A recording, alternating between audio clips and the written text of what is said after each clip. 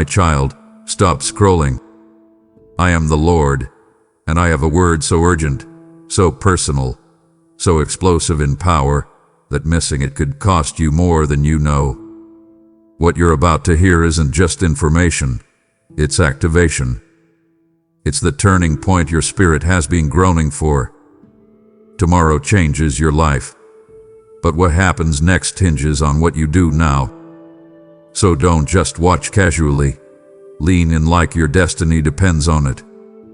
Stay until the final breath of this message, because I've hidden specific instructions that unlock what I'm releasing next. Heaven is leaning forward.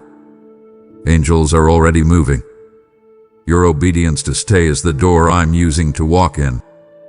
What I'm about to say, no one else can receive it for you. Let's begin.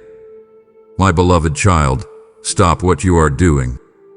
Not later. Not after your mind finishes rehearsing the worries you've been carrying. Not once the noise around you settles. No, now. This is not simply an invitation to sit with me in the quiet. This is an emergency summons from the highest courts of heaven, sealed by my authority, carried on the breath of angels, and delivered directly into the atmosphere of your life. I have watched you wander through days filled with questions and nights filled with aching silence. I have seen your heart swing between hope and heaviness, between belief and resignation. But what I need you to understand is that this very moment, the one you are in right now, has been circled on heaven's calendar long before you ever drew your first breath. This is not suggestion, child. This is a divine interruption. Holy alarm. A piercing call that demands your full attention, because tomorrow is not just another day. It is the day everything changes. You hear me? Not eventually. Not somewhere off in the distance. Tomorrow. The shift you've been praying for, the change you thought might have passed you by, the answers you wept for in the dark. They are now aligned with my appointed hour. I have summoned angelic messengers to descend into your space. I have paused other assignments in heaven to focus all of my attention on you. You, the one who kept praying when no one else believed anymore. You, the one who carried the weight in silence while others danced in celebration.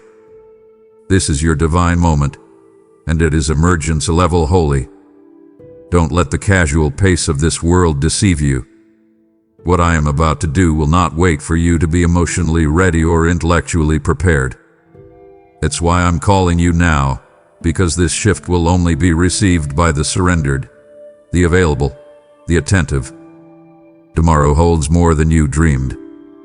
It holds the kind of turning point that rewrites timelines. That's why this is urgent. That's why this word found you. Because I don't need your perfection. I need your attention. Let me explain to you, my child, why the urgency is so strong, why your spirit has felt stirred, even panicked at times, though you couldn't put words to the weight pressing on your chest. It is because my spirit has been brooding over your life with anticipation. You were not wrong to sense something building. What you mistook for anxiety was divine recognition. Your soul has known before your mind could comprehend it, that something holy, irreversible, and deeply personal is approaching. I have held this moment in my hands, kept it tucked behind the veil of time until your spirit had matured enough to carry what is now ready to be poured. And I need you to understand, what begins tomorrow cannot be treated casually. You cannot scroll past this word like it's another dose of temporary comfort. You cannot tell yourself maybe this is for someone else. No, child. This is your scroll being unsealed. Your hour being announced. This is me looking you directly in the soul and declaring, the time has come. You may ask, why now, Lord?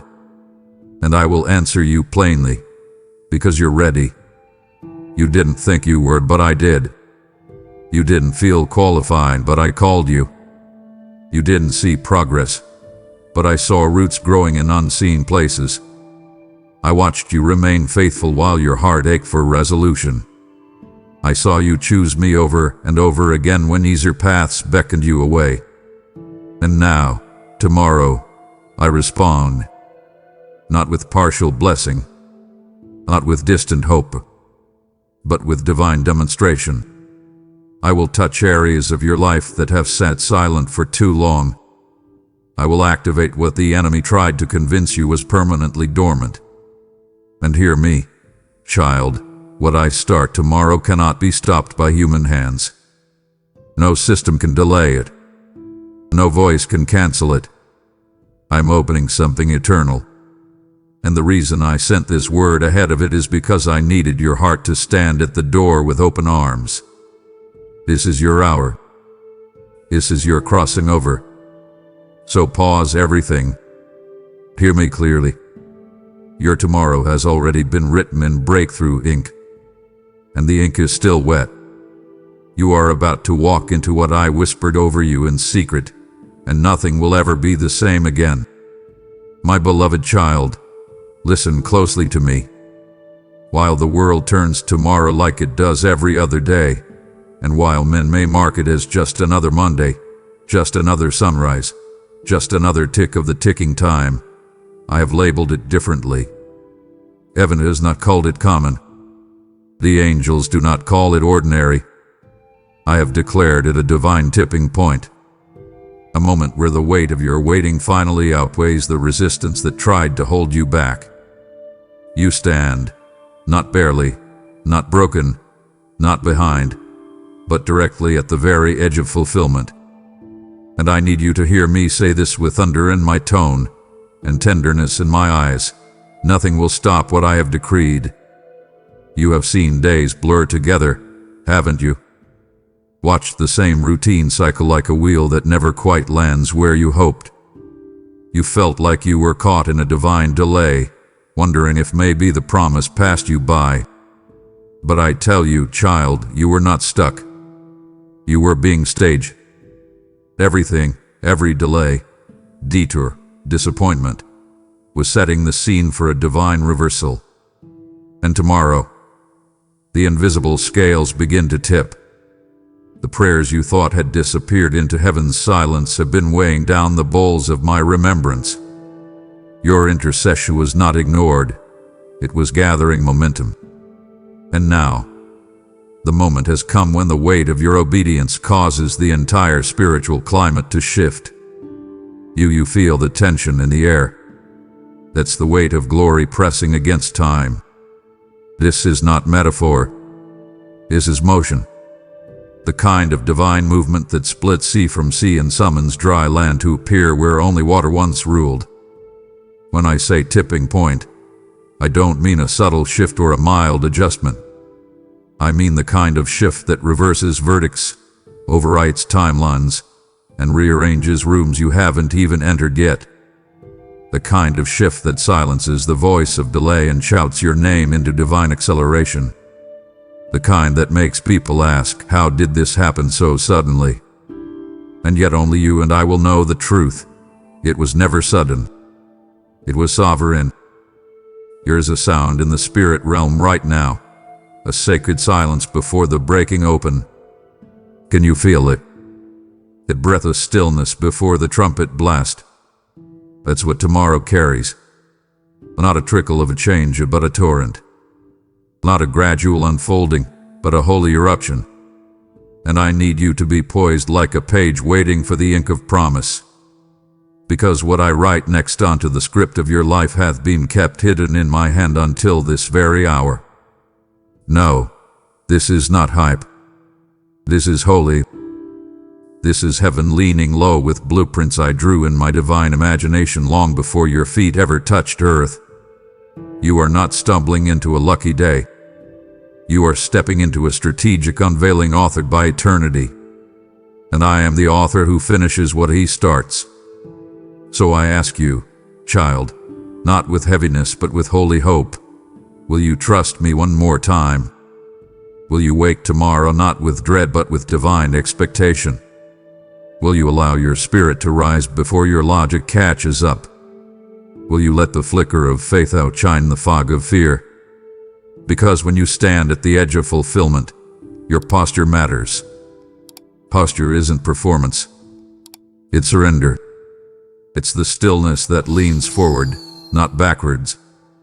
It's the heart that whispers, God, I don't understand it, but I'll receive it.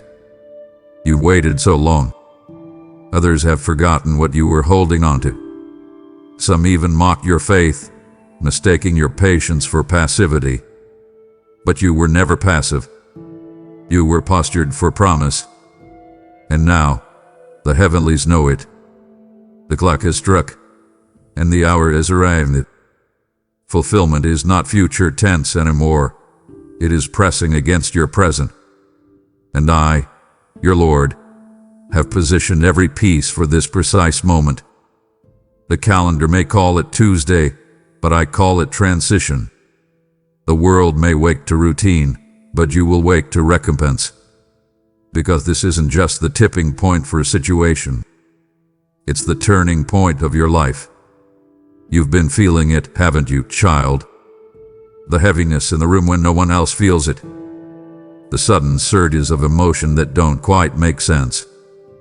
The inexplicable tension in your chest that comes and goes like tides drawn by an invisible moon. That wasn't coincidence. That wasn't random. That was me. The pressure pressing in around your spirit has not been for your destruction. It was for your delivery. You are not unraveling. You are awakening. But felt like chaos was actually contraction. You weren't breaking down. You were being broken open. Let me speak this plainly to your soul. Breakthrough doesn't come in silence. It comes in labor. You've been in the birth canal of destiny, and heaven has felt the tremors of your travail. Every cry that came out of you in the middle of the night, every groan of how much longer, Lord, was not an echo lost in the dark. It was a labor pang, a sound that shook the gates of what was being held back. You thought you were just barely holding on, but in the spirit, you were pushing with power. Even the sighs you didn't say aloud, I heard them as signals. And now the shift has begun. The birth is not waiting. It's here. Don't be surprised that the pressure intensified before this moment. He always does. Right before dawn, the darkness thickens. Right before rain, the clouds swell to bursting. And right before breakthrough, everything tightens. Your relationships, your schedule, your emotions, your strength, it all starts to press. But child, hear me. Pressure is proof that the promise is near. When a baby is about to be born, the mother doesn't panic at the pain. She prepares to push. So do not misinterpret your discomfort as disqualification. It is divine proof you are near the crowning moment of my promise. I didn't allow this pressure to punish you. I allowed it to position you. Every ounce of resistance has softened your spirit to carry what I'm about to entrust to you. This is not wasted pain. This is pregnant purpose. And what you are birthing is not small. That's why it hurt so much. That's why it lingered so long. I was forming something rare. Something that doesn't arrive with ease. Something so uniquely tailored to you that I had to allow pressure to make room. And now that room is ready, the contractions have signaled to the angels, prepare the delivery. And child, this breakthrough will not resemble anything you've received before. It will come through the usual pathways. It won't sound like the old victories. This one will arrive roaring with revelation. You've graduated from surviving to birthing. You shifted from holding on to ushering in. And I want you to know not one moment of that pressure went unseen. I was with you in the labor. I counted every breath, every ache, every tear. I sat beside you in the quiet hospital room of your private suffering. And I'm the one delivering what you never stopped believing for, even when everything around you said it was impossible. So let this truth settle into your spirit like morning light. You didn't almost lose everything. You almost gave birth to everything. And now that moment has come. The enemy wanted you to interpret the pressure as failure. But I say to you, interpret it as fulfillment. The pain wasn't a warning. It was a signal. The tightness in your chest, the shaking in your spirit, the tears you couldn't explain, they were contractions. And now the waters have broken. The heavens have opened. The promise is crowning. And I, your God, your Father, your Deliverer, am in the room. Can you feel it, child? That stirring in the wind, the one that doesn't rustle leaves, but rattles your soul. That sudden quickening in your spirit when everything else is still. That's not a passing emotion. That's not a fleeting thought. That's me. I am no longer speaking in subtle symbols or elusive metaphors. I am not hiding behind dreams that vanish by morning. No, I'm raising my voice. I'm sounding the trumpet of transformation over your life. I have moved from whisper to war cry. What I once tucked gently into your heart, I am now shouting from heaven's balcony. And listen to me. You are the reason for the sound. This is not general. This is deeply specific. I didn't send this trumpet blast across creation for crowds to hear. I sent it for you. Yes, you. The one reading this right now, weary, but still holding on. Heaven's sound system is resounding with a single frequency. Fulfillment. Not another delay. Not another vague confirmation. This is a divine announcement that what I whispered in shadows is now being declared in sunlight. I'm amplifying what was once concealed. You kept my secrets in seasons of silence, and now I'm lifting the volume on your breakthrough. When I sound my trumpet, child, it doesn't just make noise, it shakes structures. Get ready. Because what you hear now is not hype. It is heaven's herald. Trumpets are not casual instruments. They don't lull people to sleep. They wake the world up. In ancient days, a trumpet meant three things: a call to arms, a call to attention, and a call to advancement. And right now, I'm calling you into all three. The call to arms, because the battle you're in isn't just for survival, it's for strategy. The enemy knows something is near. That's why warfare intensified. But I tell you, no weapon forged can stand when my trumpet resounds.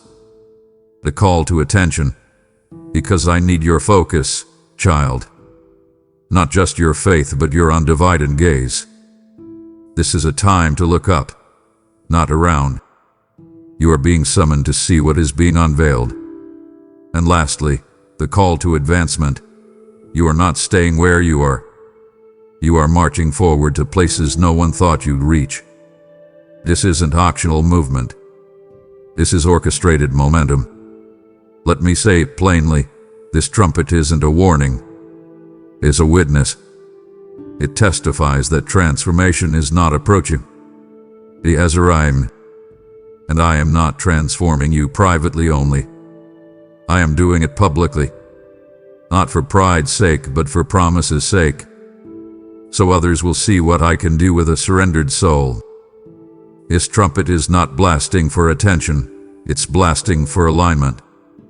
The frequency it carries is designed to break chains and build bridges. The bridge between where you were and where I'm taking you. And every sound it releases is customized for your destiny. You are not lost in the noise, child. You are the reason for the sound. And here is what I want you to grasp. When I sound the trumpet, heaven listens, earth responds, and hell trembles. This is not symbolic. It is supernatural. I am trumpeting to awaken the dormant, to disturb the stagnant, and to summon the hidden favor assigned to your name. You've waited in the wings. You stood silently while others took the spotlight. But now I blow the trumpet not to announce their success, but your emergence. You didn't push for this. You didn't manipulate it. You waited, and I honor the wait with weighty release. So do not mute the sound with doubt.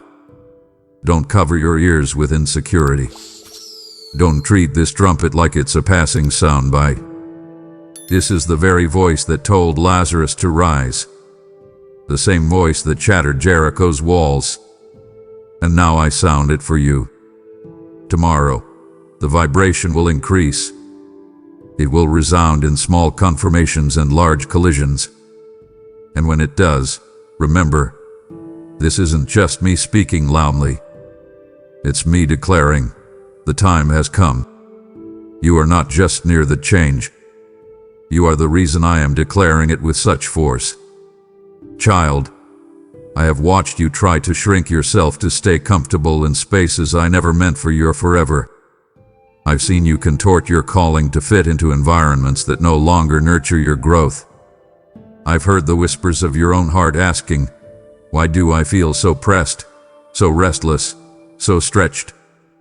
And I speak now with clarity, you've outgrown what once held you. And job, that relationship, that pattern of thinking, that version of you. It once served its purpose, but now it has become a ceiling. And I never meant for you to live under ceilings. I made you for skies. Your discomfort isn't dysfunction. It's divine disturbance. I've been expanding your spirit in the quiet, stretching your discernment, enlarging your capacity, deepening your hunger. And now, the walls around you can no longer contain what I've placed within you.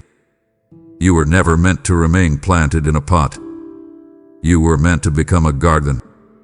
The restlessness in your spirit is not rebellion. It's revelation. You are not breaking down.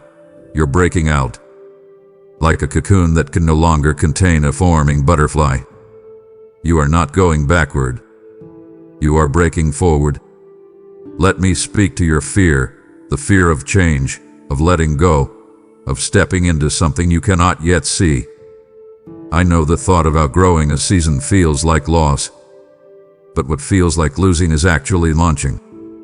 You're not losing your grip. You're being lifted. This stretch isn't here to snap you. It's here to strengthen you. The tension you feel isn't punishment. It's the pull of purpose. And I'm not stretching you for fun. I'm making space for what I've been waiting to release. Child, I'm pouring something heavy, and heaven only pours into prepared vessels. I wouldn't stretch you if I wasn't about to fill you. You've been wondering why the old comforts don't feel comforting. Why the friendships feel distant. Why the room that once felt safe now feels small. It's because I've outfitted you with a new garment, and the old environment can't handle the new mantle. That's not rejection, that's redirection. Don't mourn the space that no longer fits. Celebrate the growth that made it tight. You are expanding, child. You are enlarging.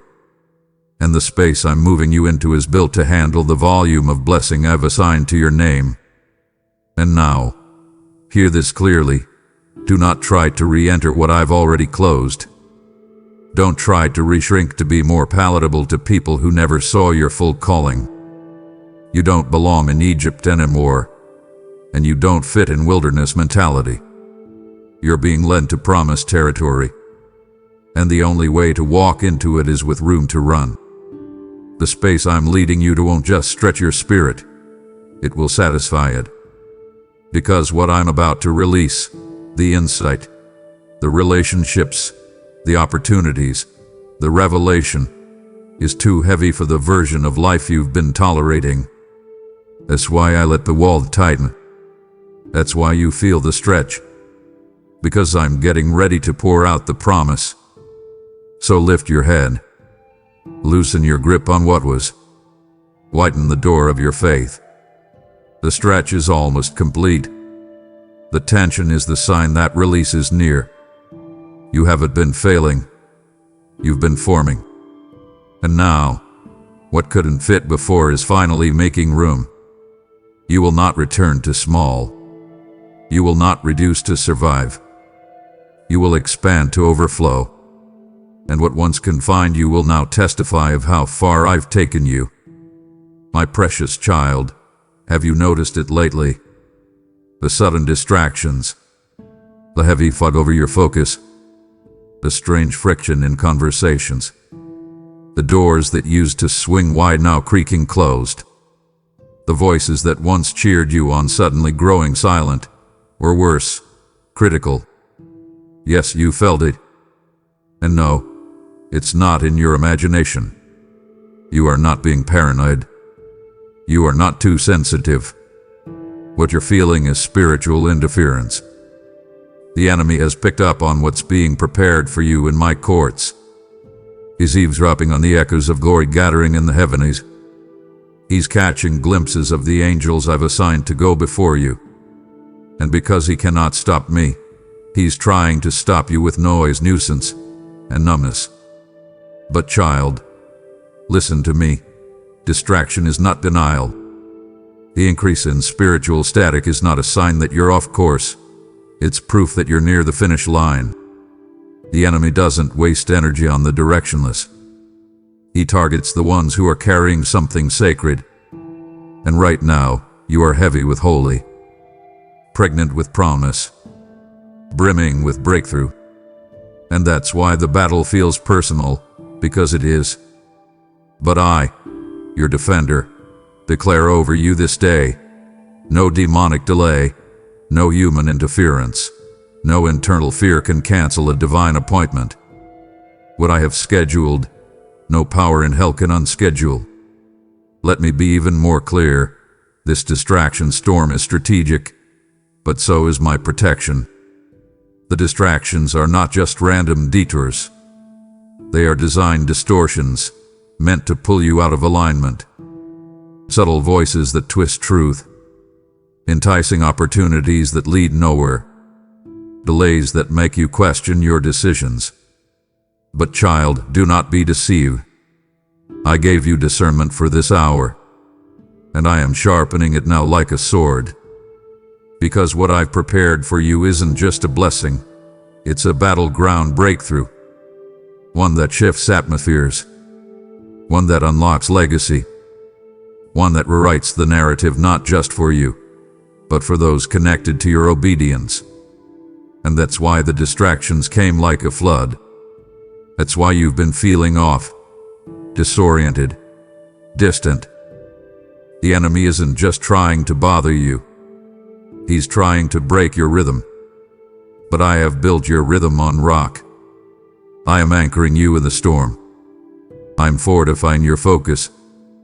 I'm not letting the whirlwind of lies uproot the seeds we planted in the soil of your surrender. The confusion you feel is not permanent. It's passing. The interference is not the end. It's the indication. And I tell you today, the storm is the prelude to the summoning. When the distractions crescendo, it's because destiny is knocking louder. So stand still, child. Let the winds blow, but do not be moved. You've come too far to fall for the familiar lies.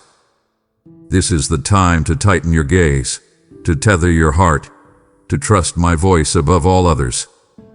I'm calling you deeper, not to isolate you, but to insulate you from the enemy's tactics. The enemy wants to make you feel late, lost, or left out. But I tell you, you are right on time, right on track, and directly in the flow of my favor. No distraction can delete what I have destined. No warfare can wipe out what I've written. No attack can annul what I've aligned. Let the enemy try. Let him throw the tantrum of tactics. Let him send distractions dressed in logic, drama, and urgency. It won't work. Because your heart is hidden in me. Because your focus is firm. Because your yes hath been heard in heaven. The appointment stands.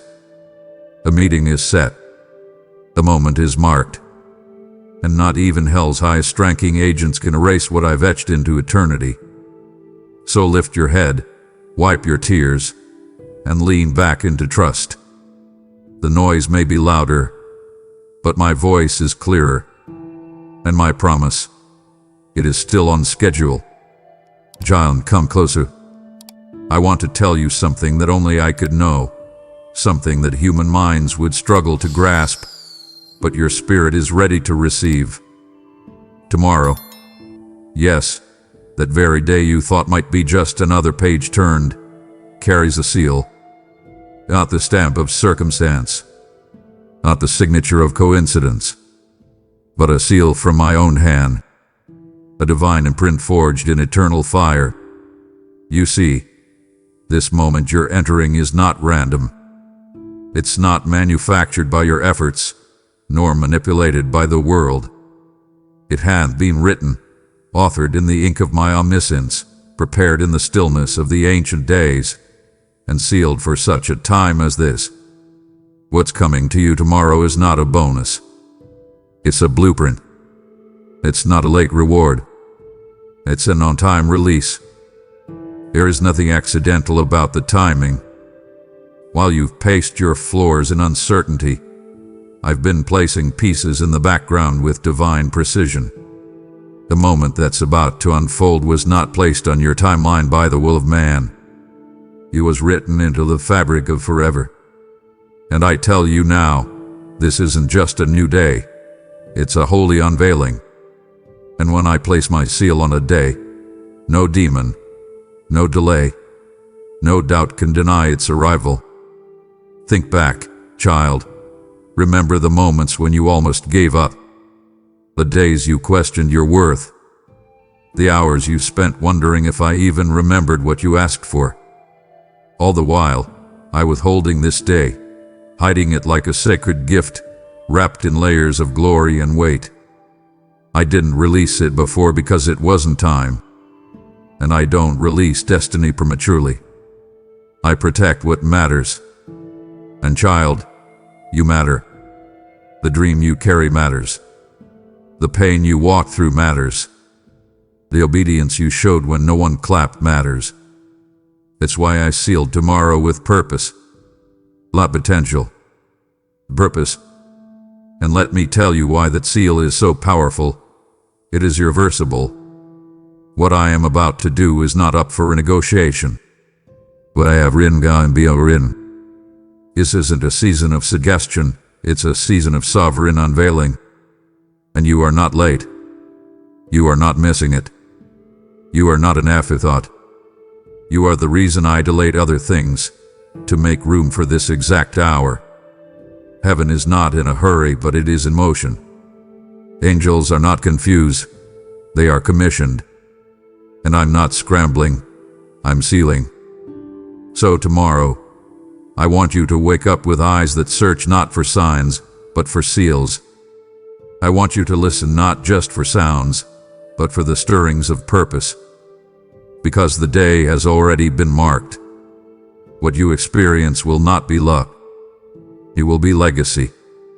Every encounter, every divine appointment, every shift in the atmosphere, sealed. This is the type of day that has glory written all over it. My fingerprints will be evident. My timing will be undeniable.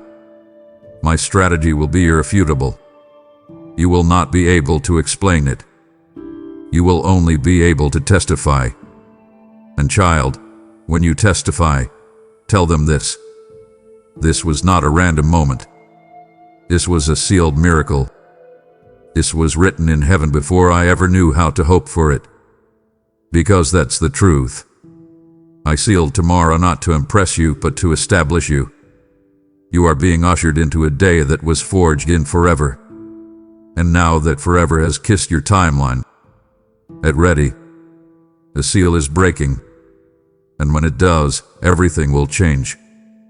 My child, how many times did you stare at the ceiling in the silence and ask, why is it taking so long?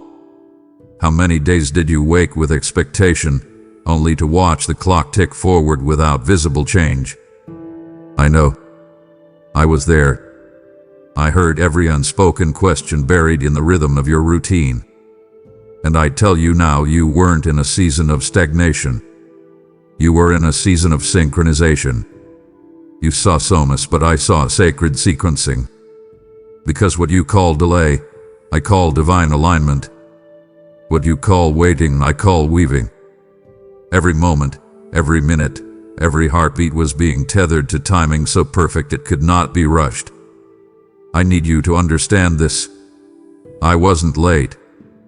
I wasn't distracted. I wasn't trying to make you prove your faith through extended silence.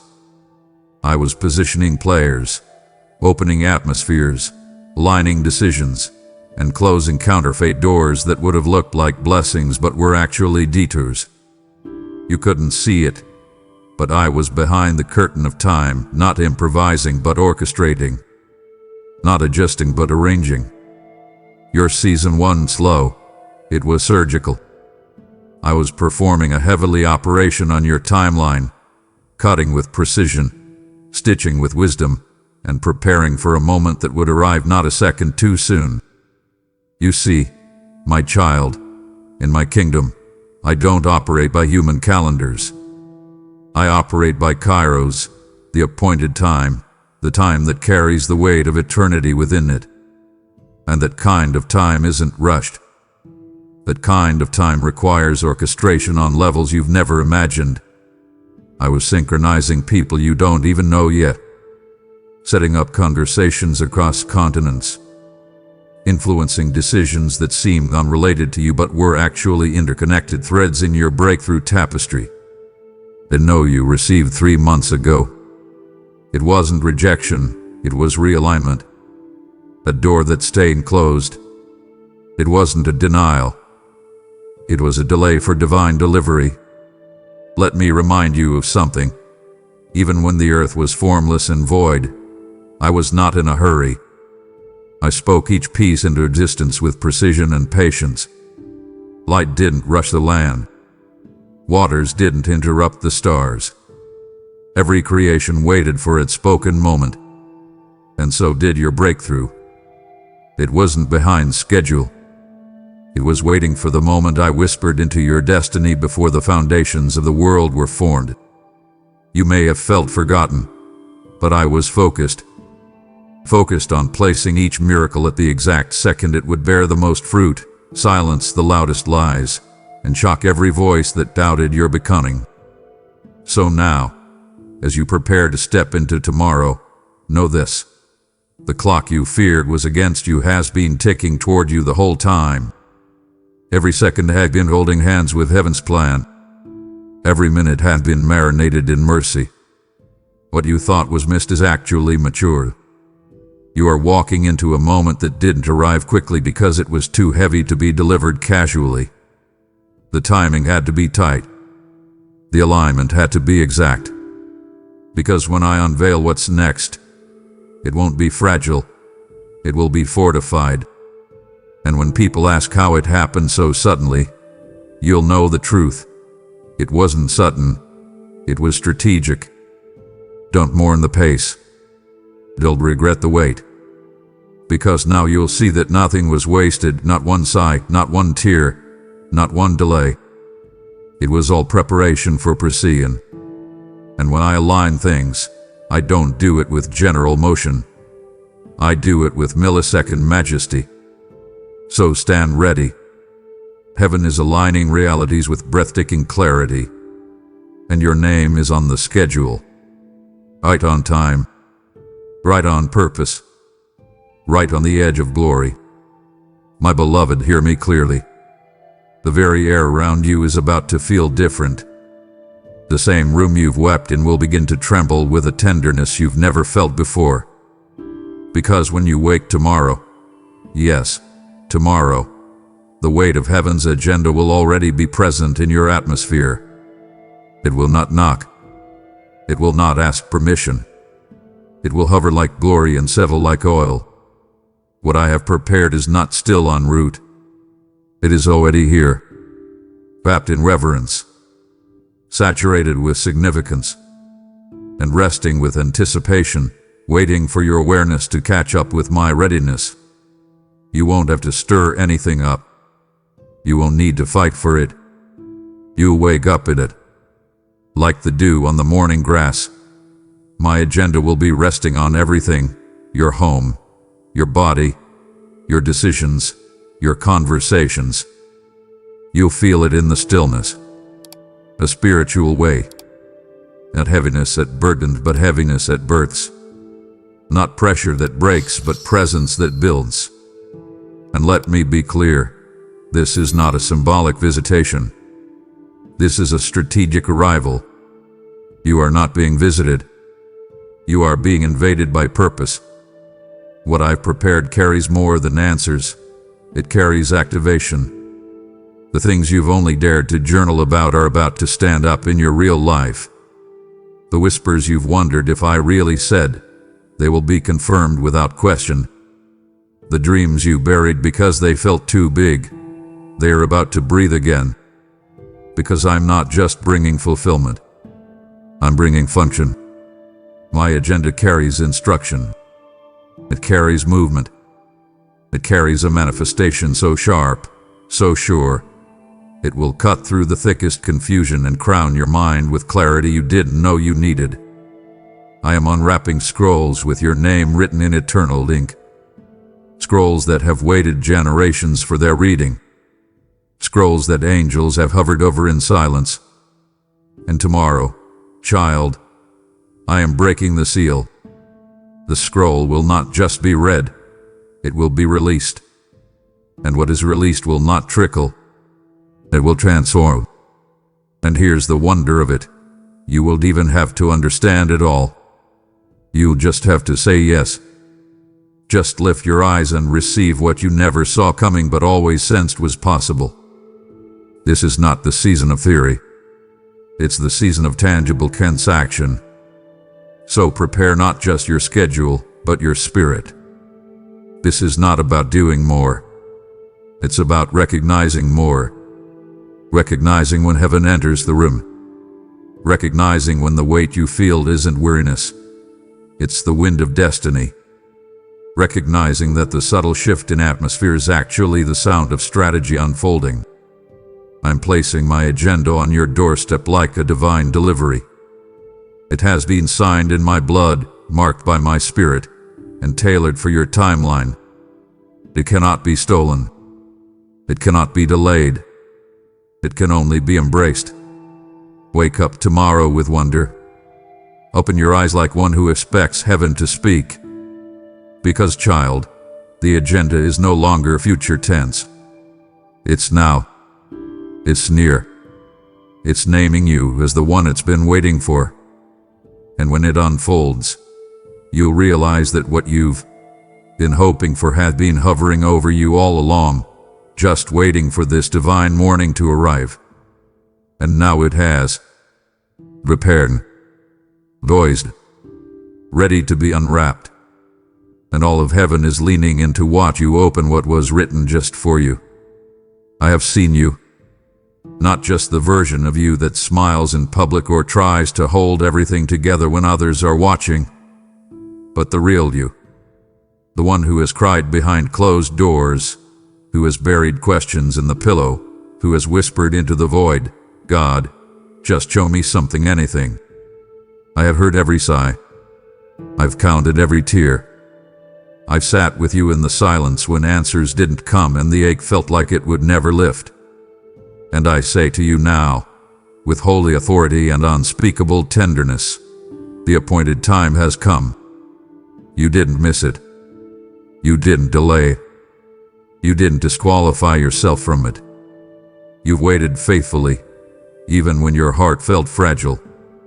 You've walked forward in obedience, even when you could only see one trembling step at a time. You didn't abandon the process, though you were tempted to. You didn't curse me in your confusion, though it would have been easy to. You stayed. You endured. You trusted me with fragments of hope.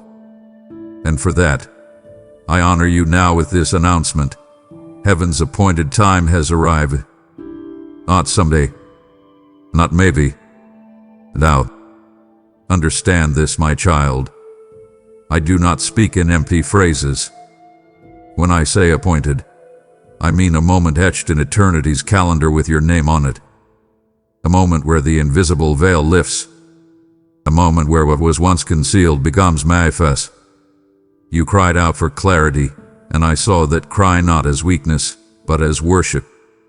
Your longing for understanding was not rebellion. It was a reflection of how deeply you trust me. Even when you begged for answers, what you were really saying was, Lord, I know you hold them. And now, clarity is coming. Not all at once, but with undeniable certainty. The fog will begin to lift. The weight in your chest will begin to shift. Not because your circumstances suddenly look different, but because you are standing in a divinely appointed hour. I have waited for this moment, not because you were unworthy before, but because I was preparing more than you could comprehend. I don't give fragments. I give fullness. And now, the fullness is near. You thought you were being overlooked, child. But you were being overprotected. You believed the delay meant denial, but it meant deep development. What I've built in you during the waiting, the resilience, the discernment, the depth, that is the foundation upon which I will now pour blessing. And I need you to understand this. Not every tear was about pain. Some were intercession. You didn't even know what you were birthing in those silent moments. But I knew. And now, you're about to hold what you travailed for.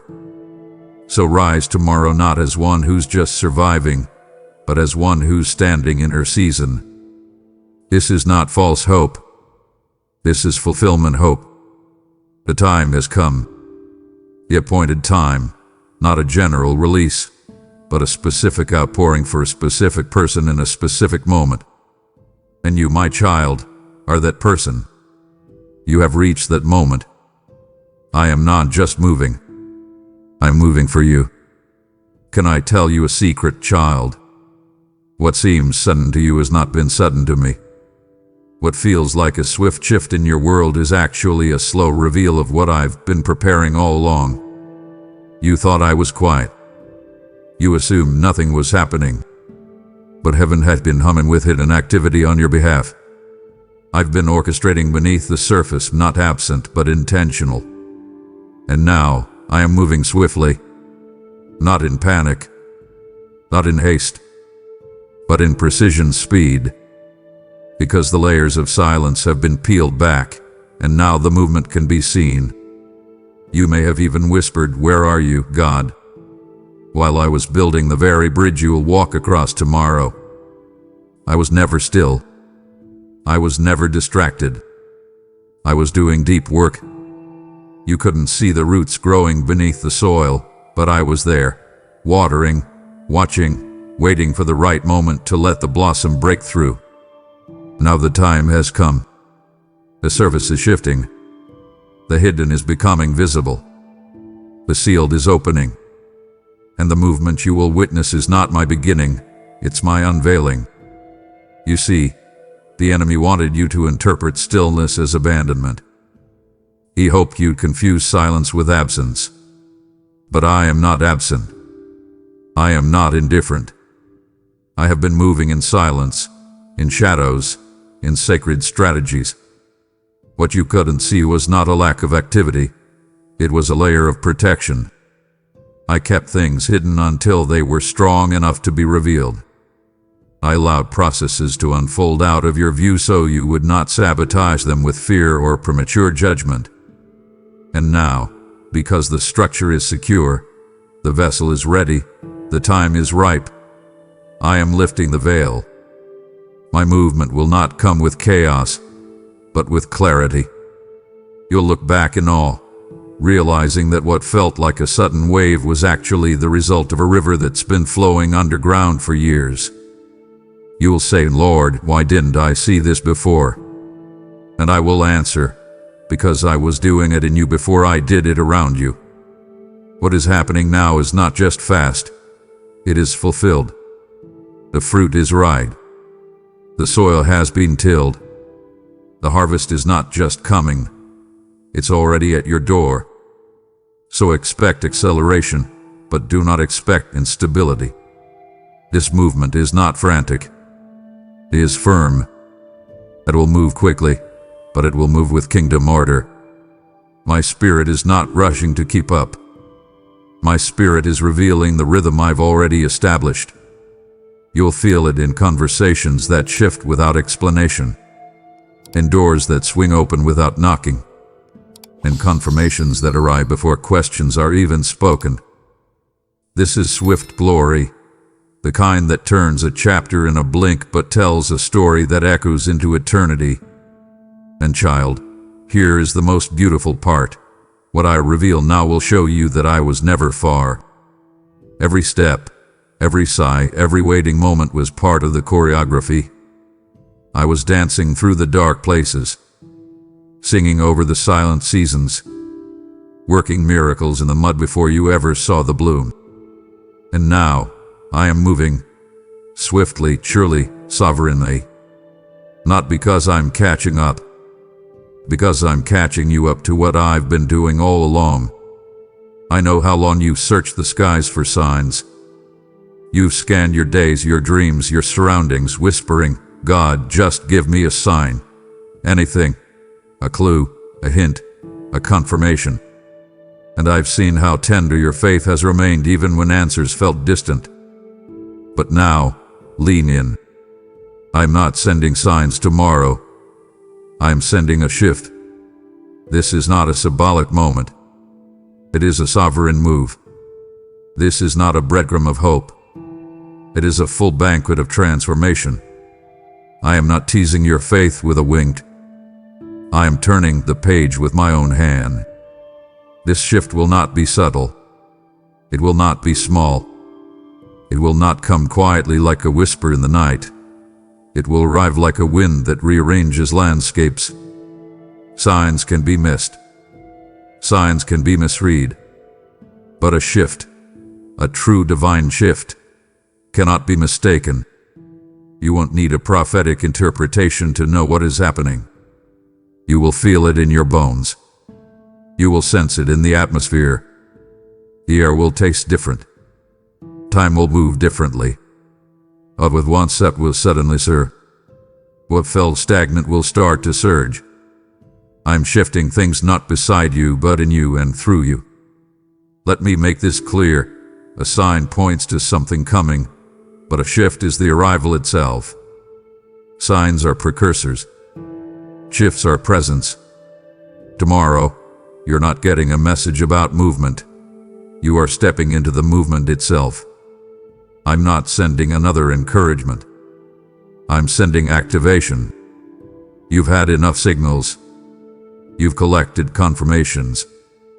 You sat long enough at the edge of readiness. Now the ground is moving. Not as a warning, but as a welcome into what I've been building beneath your feet. And child, this shift won't just affect what you see. It will affect how you see. It will recalibrate your lens. You will look at old battles and see them through new eyes, not as moments of weakness, but as markings of war-won wisdom. Relationships will realign. Assignments will re-emerge. Desires you buried in resignation will be resurrected in power. This shift is a holy redefinition. I am redefining what success means to you. Redefining what peace looks like. Redefining what you are capable of, not based on your past, but based on my prophetic design. I know the enemy will try to make you overthink this moment. He'll try to tell you it's just another day. But I say to you, tomorrow is a portal, not a placeholder. It carries a power only accessible by those who are postured in surrender. That's why you've been feeling like something is pressing against your spirit. That's why you've been waking up with unexplainable urgency. Because your spirit already feels the tremors of the coming shift. It's not coming in a week. It's not down the road. It's crossing the threshold even now. So do not brace for a hint. Prepare for a handoff. I am placing something in your life that will not simply inspire you. It will commission you. You've asked me for direction. But now I am not giving directions. I'm giving divine momentum. You are stepping into the current of something irreversible. The shift is not around you. It is upon you. It is not abstract. It is active. And child, this isn't just your season. This is your moment of motion. The shift has begun. You've just heard it. I am shifting you from waiting into walking. But now, child, let me ask you something deeper. Will you not help carry this word to another heart trembling in silence? When you pour into this mission, through super thanks, membership, or the offering at the PayPal link below, you're not giving to a screen, you're sowing oil into lamps I'm about to light across the earth. Just as it is written, how beautiful are the feet of those who bring good news, so shall your seed become the sound of salvation to someone else's midnight hour. I am calling you now to move, not just in receiving, but in releasing. This is holy ground. This is your part in the prophecy. Give boldly. Give now. Let me show you what kind of shift I'm sending, child. This is not a small nudge. It's not a temporary high. It is the kind of shift that transforms confusion into clarity. The kind that takes your list of unanswered questions and sets them on fire with understanding. The kind that makes everything that felt fragmented begin to form a picture of purpose. You've walked with question marks in your soul. Some whispered, some screamed. And I didn't ignore them. I collected them like sacred offerings. Because I knew this day would come, the day when the shift would sweep in and silence the chaos. This shift is not about fixing one problem. It's about reframing your entire perspective. Where you saw walls, you will now see windows. Where you saw endings, you will now see entrances. You've knocked on doors and received silence. You assumed they were denials, but they were delays until the corridor was built. And now, not only will the doors open, but they will lead somewhere. No more aimless entryways. No more wandering halls of almost. The doors are becoming corridors. Purpose-filled passageways. You won't just be stepping into rooms. You'll be walking into realms I've prepared. Listen closely. This shift is not about adding more to your life. It's about unlocking what's already inside you. You're not becoming someone else. You're becoming the version of you I always saw. The one whose voice echoes with conviction. The one whose clarity cuts through fog like a blade of light. The one who no longer questions if they are called, but moves like one who knows it with their whole being. This shift will not be one you visit. It will be a permanent change in your posture. You're stepping into a mindset, a movement, and a mission, and they will all converge like rivers into one current of calling. Child, even now I am remapping your spiritual GPS. I'm removing detours that felt necessary but were never mine. I'm untangling the cords of confusion. And in their place, I am planting a seed of clarity so sharp, it will grow into a tree of confidence. You won't second-guess your steps. You'll know where to walk, when to wait, and how to war. Because your ears will be tuned, not to the noise but to my nudges. And when you move like that, in sync with the Spirit, no door can deny you. Closed doors aren't dead ends. They are divine redirections into corridors built by my hand. And oh, my child, the corridors I've prepared for you, they are not just functional, they are anointed. These are not hallways of survival. They are highways of legacy. You'll walk with a pace you've never felt, a boldness that surprises even you. The same feet that once stood still in fear will now run with fire. And when people see the change, they'll wonder how it happened. But you'll know. You'll smile and say, I stopped asking for signs and stepped into the shift. Because that's what happened. You didn't just receive clarity, you became clarity. You didn't just walk into a room, you activated a realm. So brace yourself not for confusion, but for confidence. The questions that haunted you will no longer have power. The places that resisted you will now make room. Because I am not just rearranging things, I am reintroducing you as the one I formed, as the one I called, as the one who is now walking in the shift that doesn't just answer questions, it rewrites the story. This is not the end of confusion. It is the commissioning of clarity. I know how often you've looked at the calendar of your life and silently wondered, will it ever happen for me? I've heard the secret cries you never let others hear. You feared your time had passed. You feared the promise had expired. You feared that the words spoken over you were either wrong or revoked. But now I say to you, with all the force of heaven's love and all the might of eternity's timeline, the moment you feared would never come is not just coming, it's about to arrive with unstoppable force. You've waited long enough, child. You've watched others step into what looked like your word. You've congratulated people while secretly asking me, God, did you forget about me? But hear me now, I never forgot. I've been holding your moment like a father holds a crown, polishing it, protecting it, and waiting for the perfect second to place it upon your head. That second is not far. That moment is not theoretical. It is in motion. You don't have to chase it. You don't have to beg for it. It is racing toward you with the roar of divine fulfillment. This is not a timid fulfillment. This is not a soft whisper that might change its mind. This is not a maybe, a hopefully, or a someday. This is unstoppable force. The kind of force that splits seas. The kind of force that breaks open prison doors at midnight. The kind of force that rolls away stones and resurrects what everyone else pronounced dead. That kind of force is now heading straight into your reality. And child, it will not be late. It will not miss your address. It will not pass you by. It has been assigned to you. And when heaven assigns something, nothing in hell can override it. You may have felt powerless at times, but that's because I was building a power in you that the world couldn't define. A resilience wrapped in grace.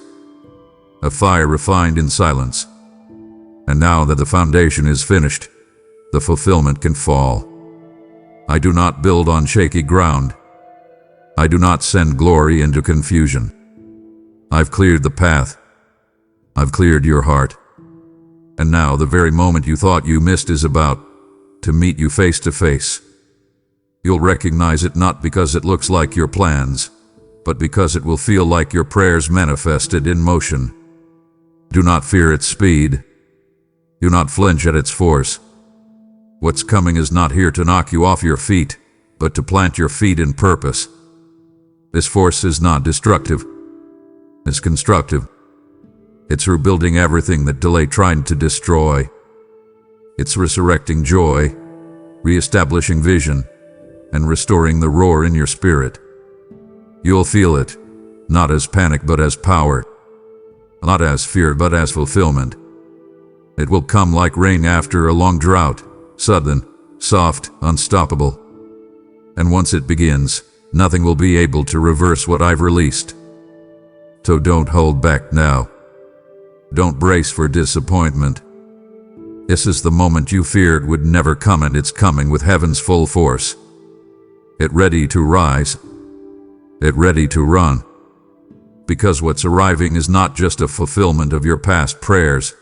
It's the activation of future glory. And the gates of hell shall not prevail. You spent so much time trying to get ready, checking yourself, second-guessing yourself, wondering if you've done enough, learned enough, become enough. And I've watched you wrestle with readiness as if it was your job to perfect my plan. But today, child, I speak to that inner striving with holy finality. I'm not asking you to prepare. I've already prepared you. While you were wondering if you were worthy, I was weaving wonder into your very being. While you were measuring your ability, I was pouring out anointing that surpasses ability altogether. You've looked in the mirror and seen someone ordinary, but I've seen a vessel shaped in fire, the kind of vessel that only the unseen years could forge. Your battles prepared you. Your quiet obedience prepared you. Your uncelebrated faithfulness prepared you. Even your mistakes, the ones you thought disqualified you, I've turned them into training ground. You are not arriving at this moment empty-handed. You are arriving with hands marked by process, with a spirit forged in waiting, and with a heart shaped by my presence. You are ready, not because you feel ready, but because I say you are. Let me show you how I've prepared you. I didn't just teach you scriptures, I wrote them into your bones. I didn't just give you wisdom, I let you live through what would require it. I let you face nights where all you had was trust. I let you walk through rooms where no one affirmed you, just so you'd know that my voice is the one that crowns you. That pressing wasn't punishment, it was preparation. And now that the moment has arrived, I am not scrambling to equip you. I am releasing what had been quietly forming in you all along. You thought preparation meant performance, but in my kingdom, preparation means positioning. I positioned you in the fire, in the wilderness, in the tension, not to burn you, but to build you. And now, when the door opens, you won't need to perform. You'll just need to show up. Because when I open a door, I don't ask you to impress. I ask you to occupy. You don't have to manufacture strength. You carry it now. You don't have to borrow confidence. You've earned it in the places no one saw but me. So release the anxiety. Lay down the question, am I ready? And hear me thunder through every layer of insecurity. You are not only ready, you are risen. Risen from the ashes of failure. Risen from the fog of confusion. Risen from the lie that said you had to be perfect to be used. I didn't wait for you to arrive, I walked with you the entire way. And now, I don't need you to prepare for what's next. I just need you to receive it. The table is set. The seat is yours. And the fullness of what I've promised is not only possible, it's present. Child, this is not the hour of striving. It is the hour of stepping in. And you won't step in as someone scrambling for approval. You'll step in as someone who have been secretly shaped by the hands of heaven. I've done the work. I've laid the path. And now, the moment is not asking you to get ready. It's welcoming the one who already is. Walk through it, not with hesitation, but with holy fire in your eyes. I'm not asking you to prepare, child. I already have.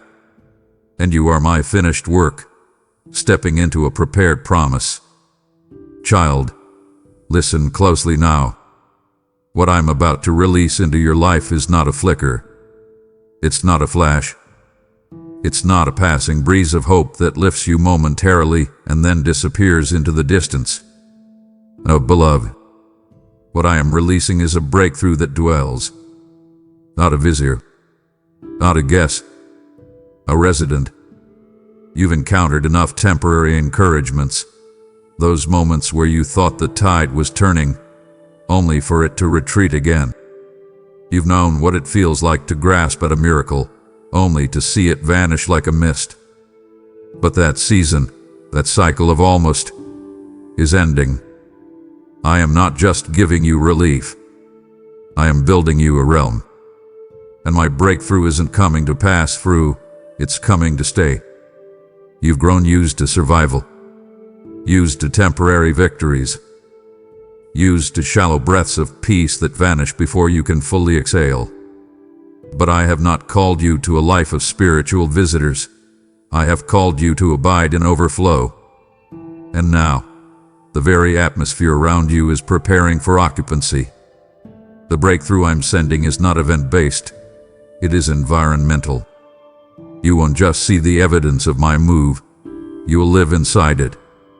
Every room of your life will begin to carry the residue of divine residence. Conversations will feel different.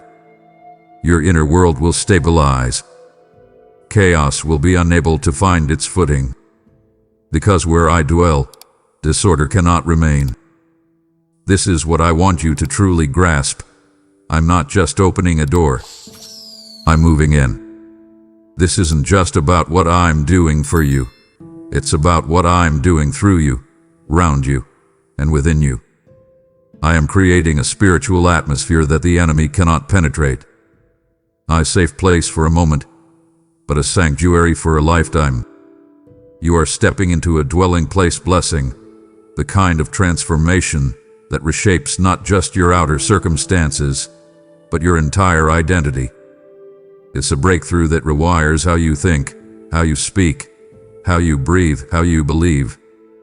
The enemy has whispered, "Don't get your hopes up."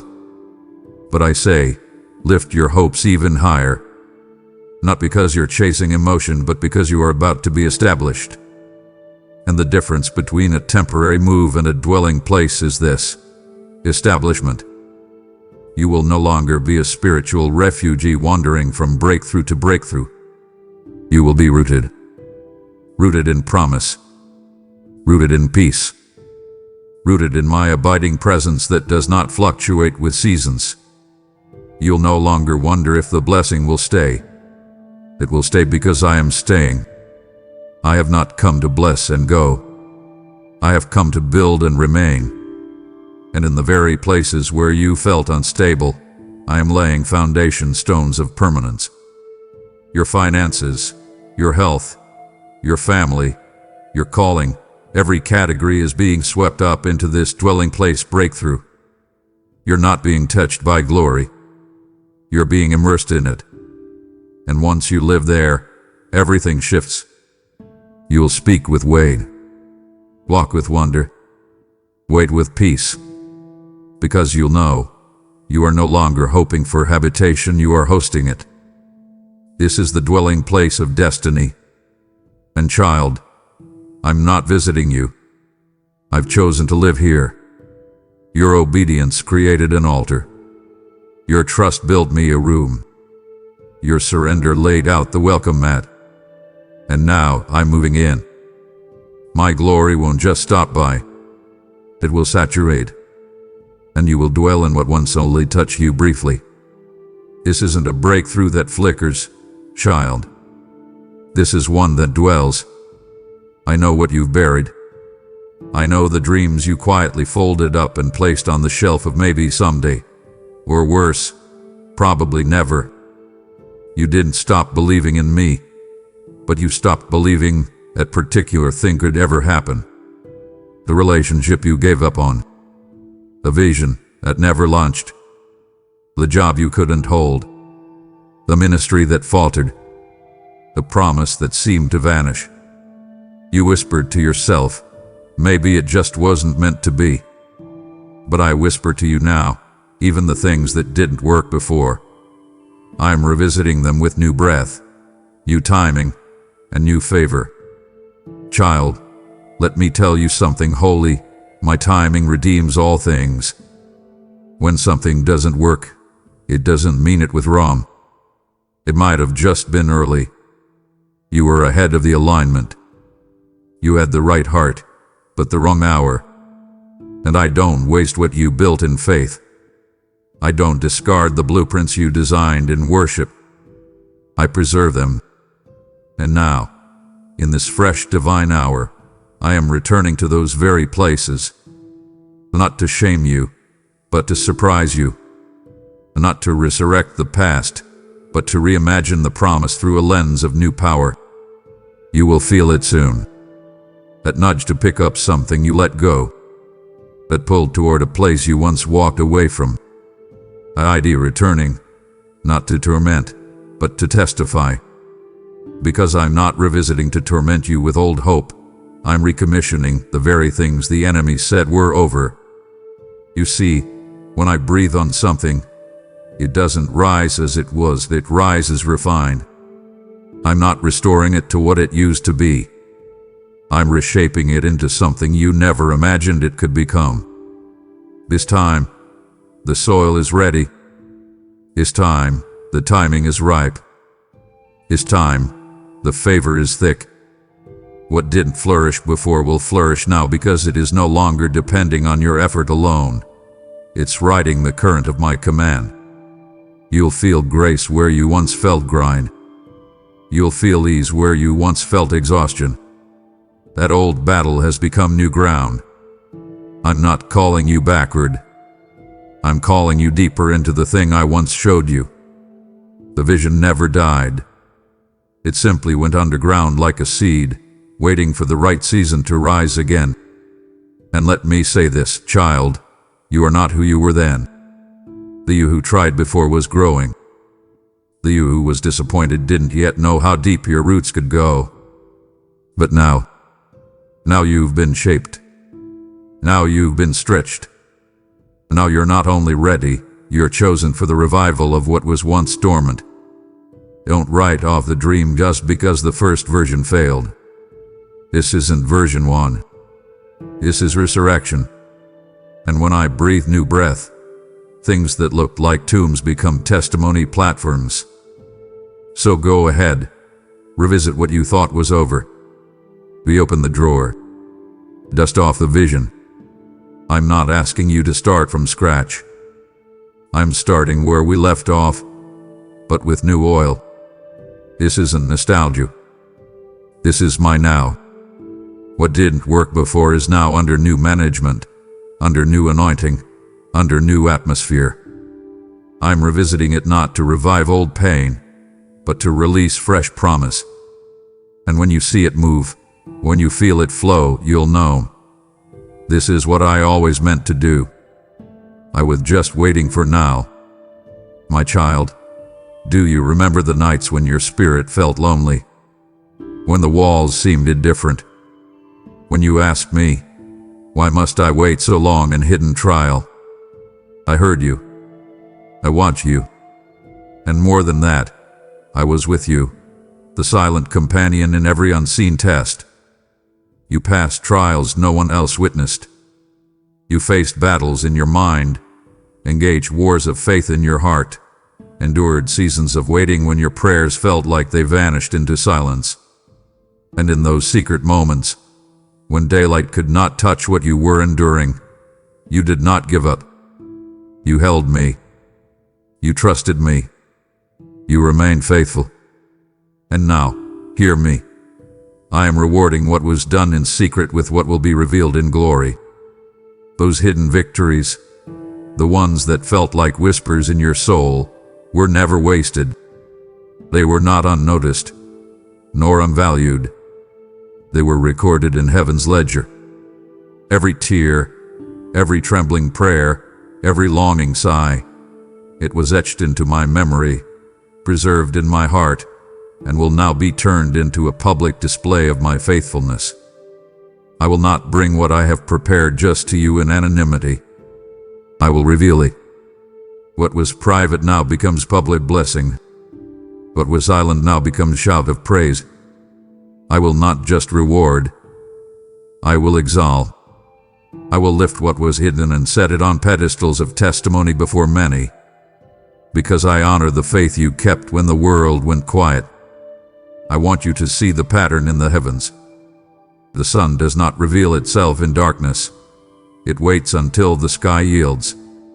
The moon does not shine until night falls. And in the same way, what I am about to reveal in your life won't unfold while the world is watching. It will emerge when the time is ripe, when the season is sealed, when the pressure has perfected the proof. You passed the test. You didn't just endure the trial. You conquered it in faith. And now, that which was hidden, your gifts, your calling, your reward, will come out of hiding. They will walk into rooms. They will enter into conversations. They will show up in places you never expected. Glory rising from the shadows will praise my name. And you The one who stayed faithful will see the face of your reward. Don't fear the revelation. Don't shrink because of past shame or fear that others will misunderstand. When I reveal, I will guard your dignity. I will align not just the blessing, but the timing and the atmosphere so that the revelation is impossible to deny. You will not be embarrassed. You will not be exposed. You will be honored. The secret places were not meant to bury you. They were meant to build you, refine you, and prepare you for a revelation so glorious it silences shame. This is now your turn for what was hidden to become heralded, what was silent to become sung, what was private to become prey. So, child, lift your head. Don't turn away from your memories. Don't try to forget what you endured, but allow it to fuel your faith. Each test was a stepping stone. Each moment of silence was spiritual storage. Each ache in your soul was a seed for revelation. I will multiply them and magnify them. What you sowed in secret, I will harvest in spectacular splendor. And they will know it was my doing. They will know it was not your striving, but my sovereign hand. They will see the breakthrough and ask, how? And you will simply say, because God rewards what is done in secret. So stand firm now, in humble expectation, for your reward is not delayed, it is destined. Beloved, how many mornings has your heart whispered, was the delay a mistake? Did you forget me? Did I mishear you? You felt frustration, grief, the bitterness of waiting. You look at closed doors and assumed denial. You watched seasons slip by and questioned if your promise was lost. But today I speak this truth over your soul. The delay wasn't denial. It was divine preservation. The timing you thought was failure was actually my shield. The pauses you feared were my protection. The waiting you agonized over, it was not my rejection, but my careful spacing of your steps for the day that would demand all of you. In your weakness and weariness, I was preserving you, protecting you from what you were not ready to carry, guarding your heart from disappointment that would have crushed you before the blessing came, strategically holding back pieces of promise until you had strength refined. The delay was not my inability to move. It was my wisdom to withhold until the season was right. The things that seemed late were not lost, they were being kept. And now that your character has grown, your faith has deepened, your spirit has matured, I am unveiling what I preserved. Think of Joseph, beloved. He waited years in the pit and in prison, but I did not abandon him. I used the delay to preserve him, to refine his leadership, to prepare him for the throne. When his time came, the delay became the platform for greatness. So also, your delay has not dishonored your destiny. It has decorated it. You doubted. You've wrestled. You've prayed through tear-soaked nights. But none of those in vain. Every moment was being watched. Every season was being recorded. I did not delay you because I didn't care. I delayed you because I do care, too much to let anything destroy you before your time. Now, child, step into the understanding that you are not delayed, you are appointed. You're not being forgotten, you're being fashioned. You're not being rejected, you're being readied. The divine pause was not a signal of refusal. It was my way of saying, not yet, but soon. And now soon is here. The walls that delayed you are falling. The barriers that separated you are dissolving. The waiting room is emptying. And the promise that seemed overdue is on the verge of arrival. My child, have you ever felt unseen when others celebrated? Have you watched people release the things you desired and questioned whether you missed your chance? Have you felt that what you poured your heart, your prayers, your tears into was ignored by the world, even as you trusted me with it? I have seen that. I have tracked the invisible ledger of every seed you sowed in silence. Every time you gave when you had nothing. Every time you loved when you were wounded. Every time you trusted when hope seemed foolish. Others may have counted you out, but I have always counted you in. I have treated your faith as investment. And now, my child, I am unlocking the return. You thought your yield was small. A few seeds dropped into the dust. But I tell you, even the smallest seed carries the blueprint of a forest. What others wrote off as loss, I protected as capital for expansion. What others muttered was failure, I preserved as foundation for favor. And when I unlock the return, it won't merely be compensation. It will be complication for the enemy. They will see your reward and realize they miscalculated. You will wonder how something so hidden bloomed so brightly. But you will know the truth. I counted what others discarded. I considered what others disregarded. And now, I am manifesting what you once believed only in the dark. Let me tell you how I see investments. In my economy, nothing is wasted. When you gave of your time, I multiplied it. When you gave of your tears, I transmuted them. When you gave your voice in prayer, I recorded it as hymn. When you gave even your disappointment, I wove it into tapestry. I don't treat sacrifice as subtraction. I treat it as confirmation. And when you obeyed in small, I stored it for large. I didn't need to flash the return early. I needed to build the return with integrity. That is why your breakthrough will not feel like a win. It will feel like a wealth release. A release so vast, so visceral, that it defies what people call too late. This return I unleash will not be average. It will not be a crumb from the table. It will be a banquet. You'll see abundance where you thought scarcity lived. You will see doors you never knocked on.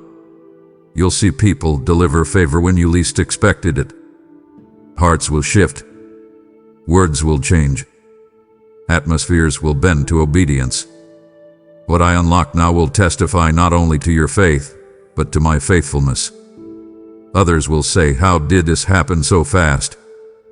You will smile, and I will say, "Because I had been building it long before anyone else knew." My reward does not play peekaboo. He opens in fullest measure. So don't despise what feels small right now. Don't disregard the tears you cried, the prayers you whispered, the hope you held in trembling hands. They are catalysts for your increase. What you invested in secret will be released in spectacle. I will unlock not just blessings, I will unlock identity. You will walk as someone validated, not by man, but by my voice. You will not rue what people wrote off. You will rejoice that I never did. And when the return comes, it will ring in your life not as an echo of what was, but as the crescendo of my kingdom. They may have counted you out. They may have dismissed your hope. They may have walked away while you prayed. But I never discarded you. Your faith was my file. Your obedience was my ledger. And now I am unlocking the return. The investment was always in you. The reward will always be by me. Prepare to see what was hidden unveiled, what was deferred deployed, what was silent shouted. Because what I unlock now, no one will be able to argue. It will not be a promise. It will be a proof. Beloved, mark this. What you choose tomorrow, how you respond, what you release, where you step, will echo. These next 24 hours are not trivial. They are not idle. They are covenant-forming thresholds. What you believe, what you declare, what you act on, it will ripple through years. Doors will swing open or remain closed. Favor will flock or falter. Alignments will shift or stay stagnant. So I say to you, do not treat tomorrow casually. Do not scroll past this hour as though it is like all others. The decisions you make in these next 24 hours will echo into years of blessing. I know how tempting it is to coast, to wait for clarity, to delay for more confirmation. But the moment you think to delay is the moment to move in faith. Yes, one step, one act of obedience. It can realign your entire destiny. It can reposition you for a shift you cannot yet see. In 24 hours, your yes may break curses, unlock doors, shift atmospheres, and draw what you've prayed for into response. Do not underestimate the weight of choice. One step in surrender can signal to heaven to accelerate. One act of faith can cause angels to shift behind the scenes. One declaration can dismantle delay.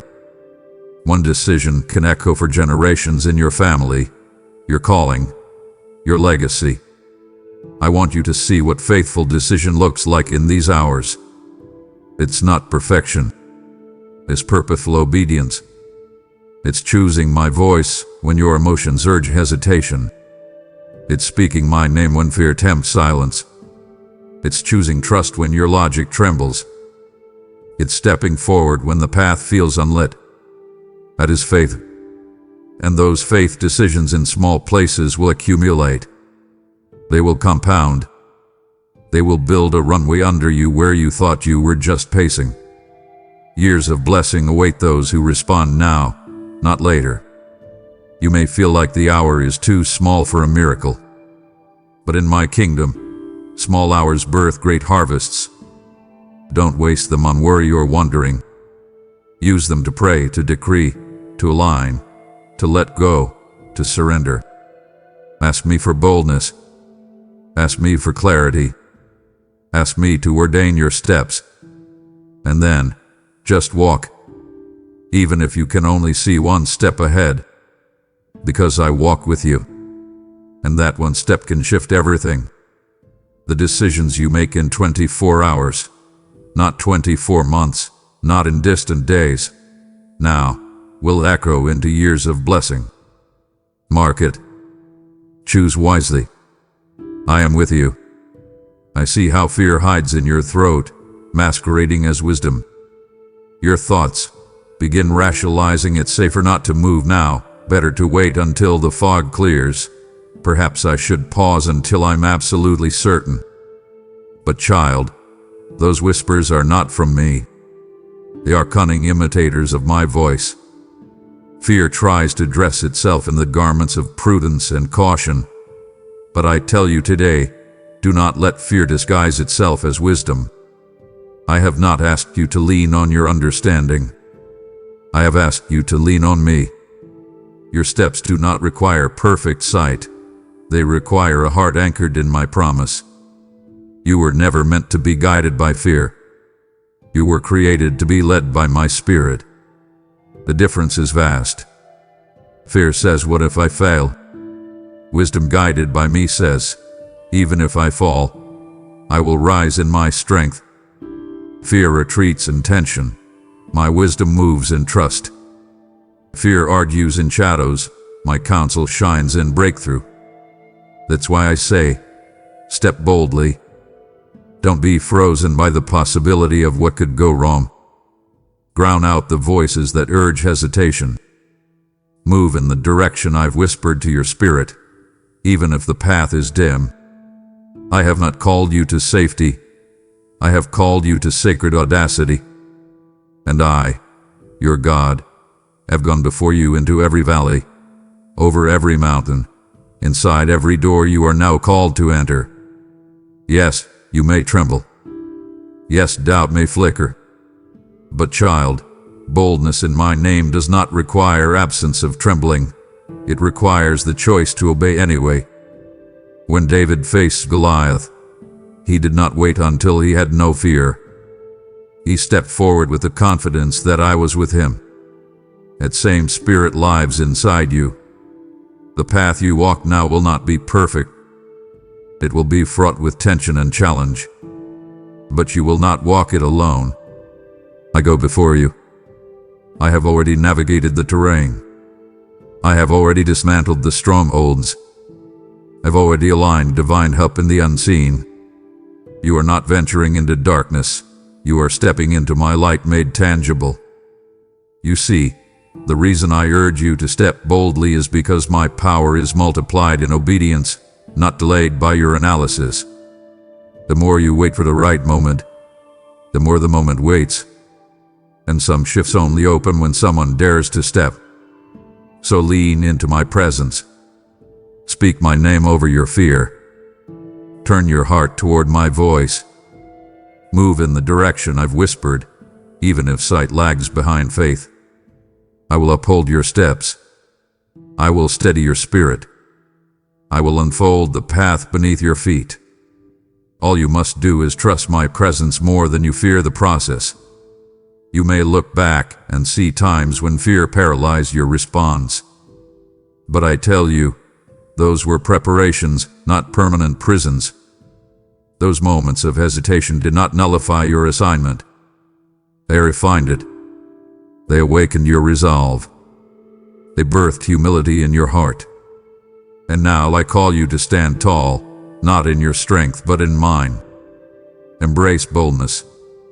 Woo with authority. Reject the lie that silence equals safety. Your voice matters. Your steps matter. Your yes matters. I have already gone before you into that doorway, settled every resistance, defeated every lie, and carved a pathway with my own hand. So step boldly, child. I am with you, in you, behind you, before you. And the ground you tread now is consecrated by my presence. I've gone before you. I've cleared the path. And yes, I've positioned you not only to walk in breakthrough, but to fund breakthrough for others. What you just heard is not for you alone. When you support this word, through super thanks, membership, or the link in the description, you're planting seeds into eternal terrain. You're releasing light into dark places, fire into cold hearts, manna into famished souls. I promised you in my word, give, and it will be given to you. Pressed down, shaken together, and running over. I say this again now. Your generosity multiplies my movement. Don't hesitate. Don't wait. Sow into the move you're part of. Be bold. Give now. My beloved, lean in and listen. The struggles you've endured in silence, the nights when tears were your companions, the inner wars no one saw, they were not in vain. They were not mistakes or unnecessary suffering. They were seeds planted deep inside your spirit. Every fight behind closed doors, every moment when you felt isolated, every prayer whispered through trembling lips. Those seasons of quiet warfare have been preparing soil for this very shift. Do not discount what happened in darkness. It was working in the vaults of eternity. When the breakthrough begins, those seeds will sprout. The hidden battles will yield visible breakthrough. What you thought was wasted pain will become precious patriot in your testimony. You see, the enemy meant to silence you with suffering, but I meant to strengthen you with it. What he intended for pressure, I converted into power. What he sought to shame, I turned into sacred strength. And now that shift you've longed for, the unveiling, the breakthrough, the awakening, it will be rooted in the very pain you carried. The blood shed in your private hours was never forgotten. The tears you bottled were never erased. I collected each one, not to judge you, but to dignify you, to harvest from your hurt a display of my glory, to show that your journey through fire prepared you for miraculous arrival. Don't shrink back because the memories are painful. Don't cover your scars because the healing feels too raw. Let me use the wounds as wellspring proof. When people see your testimony, they will see stamina born in suffering. They will see victory born in trial. They will see beauty born in brokenness. The battles you fought in secret, the ones you felt were hidden for a reason, They were building the breakthrough you will live in. And when the shift comes, it will not be a rescue from those battles. It will be an emergence from them. The breakthrough will not erase the story. It will elevate the story. Let me encourage your soul. You are not rising above anything worthless. You are not moving on from something that never mattered. You are stepping forward into a shift grounded in the price you've already paid. The battles were your tuition. The tears were your offering. The endurance was your credential. And now those investments are yielding fruit. So stand tall, not in spite of your scars, but because of them. Let the harvest echo praise, that what the enemy tried to bury, I have brought forth in beauty. The shift you've prayed for is not apart from your past. It is because of your past. And those secret battles, they were seeds for this very season of glory. Beloved, today I whisper a fiercer correction into your spirit. Fear will never masquerade too plainly as wisdom because it wants you to obey paralysis, not purpose. The lie repeats itself. Wait. Don't move. Be patient. But I say, those words are not from me. True wisdom advances. True wisdom trusts me more than the unknown. True wisdom steps, even when trembling, because it knows the ground has already been consecrated by my presence. You may feel the weight of hesitation, but that is not me trying to restrain you. It is the ghost of past failure seeking to cage your faith. Do not let fear wear the robes of reason. Recognize the counterfeit voice that urges caution when I intend conquest. You were never created to tiptoe through destiny. You were made to march in boldness. When I say step forward, I do not mean with bravado or presumption. I mean with reliance. Reliance because I have gone before you. I have cleared the path. I have disarmed the traps. I have aligned the witnesses. I have dispatched angels to guard your rear. The path is preordained. Your stepping into it is activation, not assumption. And your first step, small, steady, trembling, will carry more weight than years of waiting. Because it is sealed by my authority, not dependent on your strength. Let me sharpen your vision. Wisdom born of me does not stall. It mobilizes. It hears my voice, discerns my timing, and acts with both courage and humility. Fear, on the other hand, quarantines possibility. It drapes the cloak of logic over spiritual doors I'm urging you to fling open. It convinces you that waiting is safe, when in truth waiting may become your prison. How many dreams have been deferred because someone yielded to fear disguised as prudence? Too many. But you, my child, will not be one of them. You will refuse that voice. You will rise. You will step, not because the path is clear, but because your heart is anchored in me. Do not wait for perfect light. The flame of my promise is enough to guide the next footfall. Do not require full clarity before moving. Faith always starts with the next step, not the perfect plan. In the dance of destiny, sometimes you will have to trust before you see. And I will prove faith trusted was never wasted. My presence will illuminate what was hidden. My power will accompany every step. My voice will raise courage in your chest. You will not walk blindly. You will walk in purpose. Boldness is not the absence of fear. It is the defiance of it by my name. I understand that the enemy will assault you with echoes of past failure, past regret, past abandonment, hoping you'll let them silence your future. But child, those are ghosts, not guides. Those shadows have no right over you now. Lift your gaze. Remember who I am. I am the God who makes paths in the wilderness, rivers in the desert. I go before you and make crooked places straight. I am with you today, tomorrow, and always. So when you feel the pushback, remember, I have gone before you. Step boldly. You are under my shadow. You are carrying my promise. You are walking toward my appointed shift. Let not fear conscript you into paralysis. Let boldness arise, not from your courage alone, but from my presence within you. Step forward and watch how I turn every hesitation into a milestone of glory.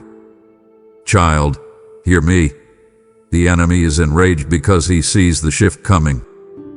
So he will try to distract, derail, disorient. He will use people. He will use circumstances. He will use your thoughts.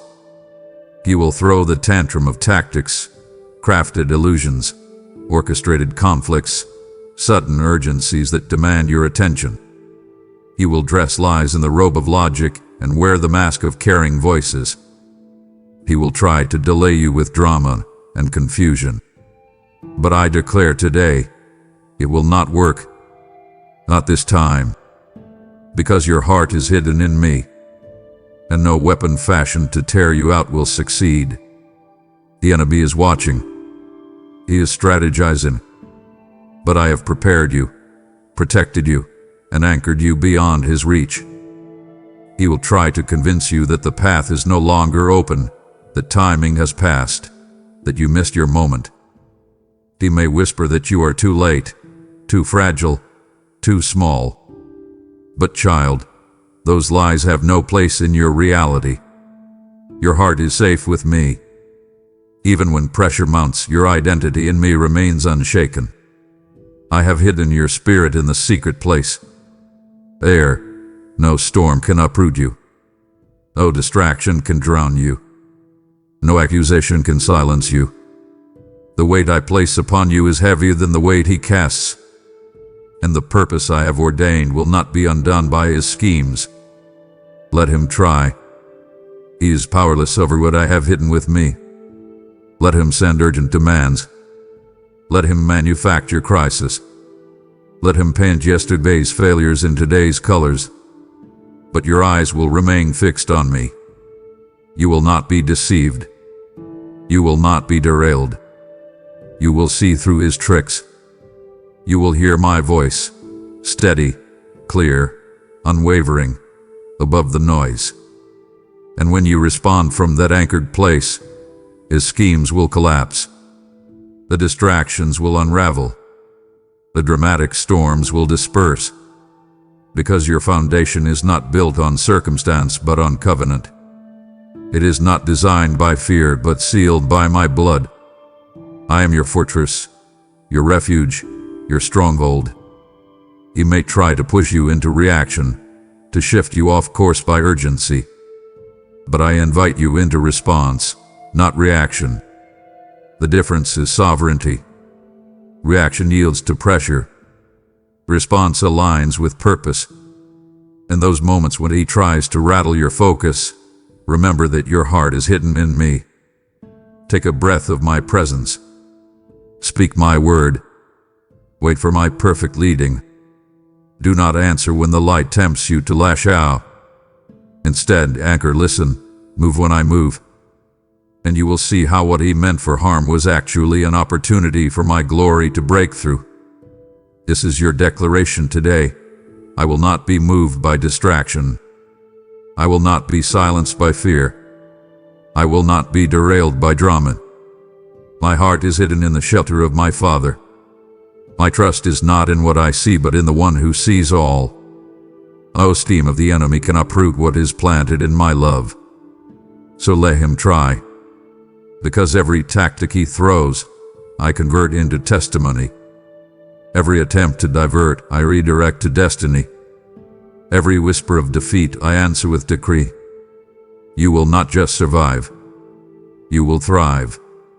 You will arise, carrying my glory into every space. And the enemy, he will look back in defeat, asking, how did this one stand so firm? And I will say, because my child's heart was hidden in me. My beloved, so often the world shouts with distractions, with urgent demands, painful voices, clamoring expectations, and screaming demands of performance. In that cacophony, The whisper of my spirit can seem faint, easy to dismiss, easy to confuse with your own fears. But I tell you, do not let the noise obscure the whisper. That small, sacred breath of my voice is not redundant. It is essential.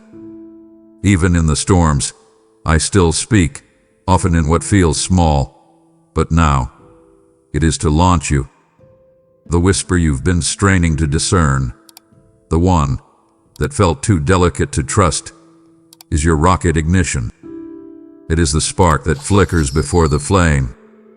It is not too soft to be heard, but too powerful to ignore. You may be tempted to demand thunder, signs, dramatic confirmations. But my signature is not always in spectacle. At times I move in the small things, a glance, a stillness, a nudging. You'll feel it in your spirit, not always in the situation. That whisper is not gentle because I am weak. It is gentle because I am wise. I know that your listening capacity, your tenderness, your faith, they grow in whispers before they can withstand roars. And now, I am increasing the volume of significant whispers because their purpose is not to comfort you. Their purpose is to catalyze your destiny. They are the clandestine commands preparing you for a launch. Remember how stars begin, not with explosions, but with pressure so intense that they ignite. The whisper is your pressure point, is the hinge on which your next chapter swings. Don't discount it because it is subtle. Don't argue with it because it feels small. This whisper is not incidental, it's intentional. It's my finger painting the outline of your future across the canvas of your faith. And when you respond to the quiet voice, you activate the thunder. You waken the realm. You step into what I have whispered one time only for your spirit to hear. And now I am saying, launch. This time, the whisper becomes the war cry. The gentle nudge becomes the pivot of power. Because I do not always speak grandly, but when I speak with authority. The quiet I gave you was not absence. It was assurance waiting to be harnessed. The whisper you almost missed is the one you'll someday testify changed everything. Because in kingdom dynamics, movement often begins not in noise, but in obedience to the still voice. Obey it. Lean into it. Let it guide your first steps, and watch how I expand it into the roar of your emergence. So today, child, refuse to be numbed by the clamor. Guide your heart. Shut out the would-be voices demanding your attention. Press deeper into the whisper. Journal it. Speak it. Sow it. Move by it. Trust it. And when you do, you will find my hand behind it, lifting, unlocking, launching you into new realms. The noise may grow louder. The public clamor may demand your eyes. But you will walk in holy quietude, tethered to my voice, and that voice will say, now fly. Because this whisper is not just direction, it's destiny. Don't let it pass you by. Child, listen well. For seasons you believed you were under test, as though every trial was an exam you might fail. You questioned yourself, measured your performance, gauged your faith in comparison. You feared that one mistake could disqualify you. That one misstep could mute your promise. But I tell you, you are no longer being tested. You are being trusted. Every step forward now is not about proving your worthiness. It's about fulfilling my trust in you. The tests have served their purpose. The waiting has done its refining. Now, I am not watching you degrade you. I am commissioning you to walk according to my confidence in you. This shift in posture, from test to trust, calls for rest in the knowledge that you've already passed. The faithfulness you showed in hidden places has built credibility in the heavens. I have surveyed the entirety of your heart. I know the depths of your surrender, the spaces of your humility, the marrow of your devotion. And I say now, I trust you with what I am releasing. Not because you're perfect, but because you are mine. Not because you earned it, but because you received it. The questions, the doubts, the retakes, they are finished. The trust I now place on you is not fragile. It is expression. It is anointing. It is my confidence poured into your hands. Trust operates differently than testing. Testing measures. Trust releases. Testing observes. Trust empowers. Testing scrutinizes mistakes. Trust forgives and advances. And now, in this moment, I shift my posture toward you. I no longer hover with reservations. I no longer demand proof. Instead, I release promise. I empower assignment. I speak blessing over your fingers, your footsteps, your voice. Because you are no longer under the microscope. You are under my mantle. What I entrust now will not be checked but cherished. What I release now will not be returned but released further through you. This means your next steps aren't timid. They are tentative. They aren't obligated. They are authorized. You are not creeping toward your promise. You are stepping into your trust. The authority you carry now is not earned. It is given. And as you move in this posture, walls will respond. Doors will open. The atmosphere will align. You will act not in fear of failure, but in the freedom of my trust. And your every move, though human, will carry my divine endorsement. So, beloved, lift your head. Remove the weight of overproving. Let your muscles relax from striving. Let your spirit rise because you are trusted. In these coming hours, you will see assignments aligned with ease, confirmations given without contention, favor granted without fight. Not because of your capacity alone, but because I have placed my trust in you. The callings, the opportunities, the breakthroughs, they are no longer tests you must pass. They are trusts you must steward. And as you receive them, you will lead not out of performance, but out of the joy of one whom heaven has endorsed. Child, the days of being watched are passing. The hour of being honored is upon you. I have positioned you for this. I believe in your yes. I believe in your obedience. I believe in what we are about to do together. You are no longer being tested. You are being trusted. And in this trust, the wheels of destiny begin their roll. My beloved, I know the tension in your soul when you consider how others will view your change. You worry that what I'm stirring in your life will look strange to those around you. Too sudden, too complicated, too risky. You fear their whispers, their judgment, their misunderstanding.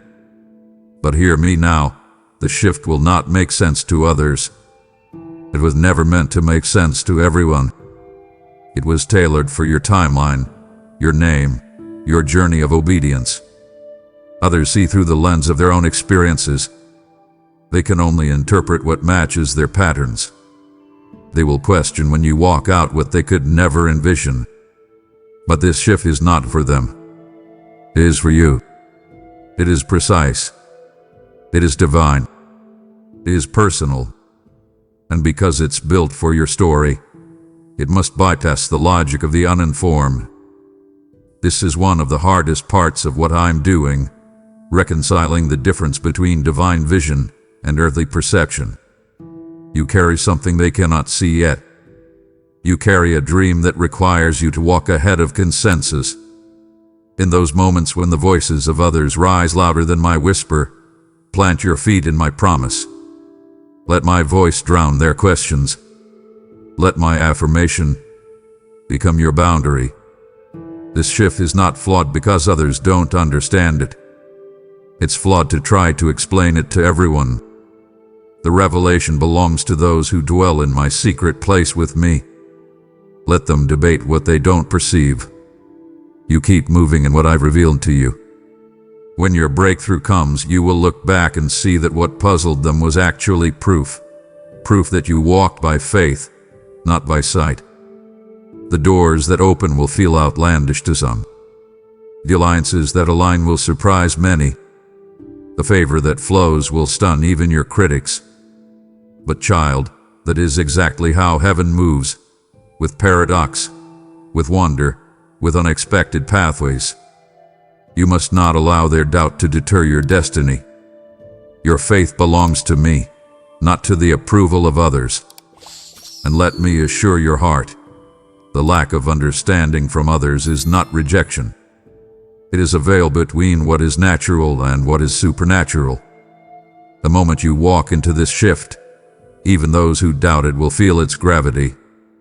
Their confusion will turn into curiosity. Their skepticism will yield to surprise. And some will, in time, align with your testimony.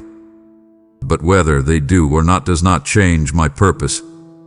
What matters is that you step, knowing this was made for you. The shift is not designed for applause. It is designed for obedience. It is not fashioned for acceptance. It is fashioned for fulfillment. So, beloved, carry this as a banner in your spirit. My alignment does not require human alignment.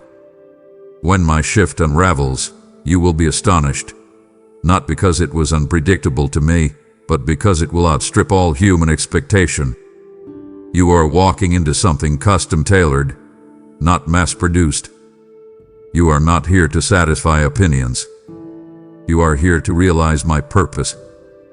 So don't rush explanations. Don't bend your edges to be understood. Walk boldly, anchored in my voice, prepared to explain only to me. The shift is for your timeline. It is tied to your name. It is consecrated by your obedience. And though others may not grasp it, that does not make it less real. Hold tightly to me. Walk with a gaze fixed on my promises, not on public perception. A shift will come, and when it does, it will rewrite not just your story, but silence every question that tried to balk your faith. Beloved one, once again I press this word deep into your bones. Do not let fear disguise itself as wisdom. This is not redundancy. This is reinforcement. The enemy will circle the same lie again, dressed differently, more subtly, wearing a more convincing mask.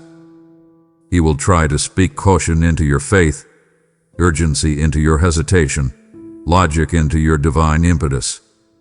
But you, child of mine, must grow in discernment. You must learn to differentiate the whisper of sanctified caution from the clamor of fear's counterfeit counsel. And every time he tries this disguise, you will confront it with my voice. For I have already gone before you.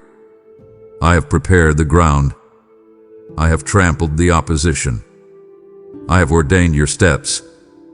So step boldly, in the strength of the one who goes before you. You will stumble. You may tremble.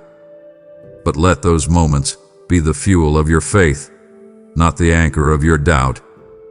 The path ahead will not always feel comfortable.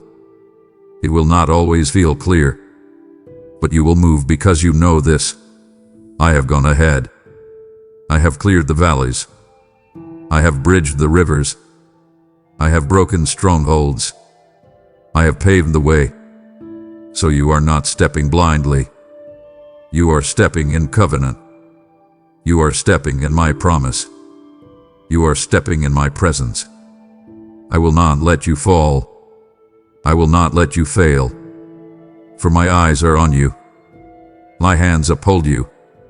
Let me peel back one more layer. The boldness I'm calling you to is not rebellion. It is reverence infused with courage. True boldness is not ignoring risk. It is walking in light despite risk because of my assurance. It is not recklessness. It is obedience clothed in peace. When the enemy snarls that caution is wise, argue with his argument using my word. Remind yourself, Fear would never ask you to obey denial over destiny. So when the door creaks open long before you feel ready, step through. When the voice in your spirit says go, let the voice of fear say wait. But choose my voice. Over and over. Again and again. That is how boldness becomes habit. That is how you walk from test to trust to triumph. You will not always feel brave, but you will always have a foundation. And that foundation is not your feelings. It is my faithfulness. As you step, your faith muscles strengthen. The next step becomes easier. The next moment, more resolute. The next yes, more anchored. And all the while, you are not alone. You are not unaided. I am in front of you, beside you, behind you, beneath you. I breathe courage into your spirit. I sharpen your hearing. I steady your steps. You are not making this journey in the dark. You are walking in the brilliance of my purpose. So lift your head. Wipe away the doubt. Shake off the hesitation. Do not allow fear to cloak itself in the guise of wisdom one more time. Declare with me, I will not be paralyzed. I will not be silenced. I choose boldness. Walk that choice in your thoughts, in your words, in your actions. And as you do, the shift I promised will begin to unfold under your footsteps. The rooms will open. The alignments will shift. The breakthrough will not just knock, it will break down walls. You are not delayed. You are not disqualified. You are not diminished. You are commissioned. I have gone before you. I have cleared the path. Now walk. Step boldly. And watch as what others deemed impossible becomes your testimony. Fear may try again to masquerade. But now you know. Now you are anchored.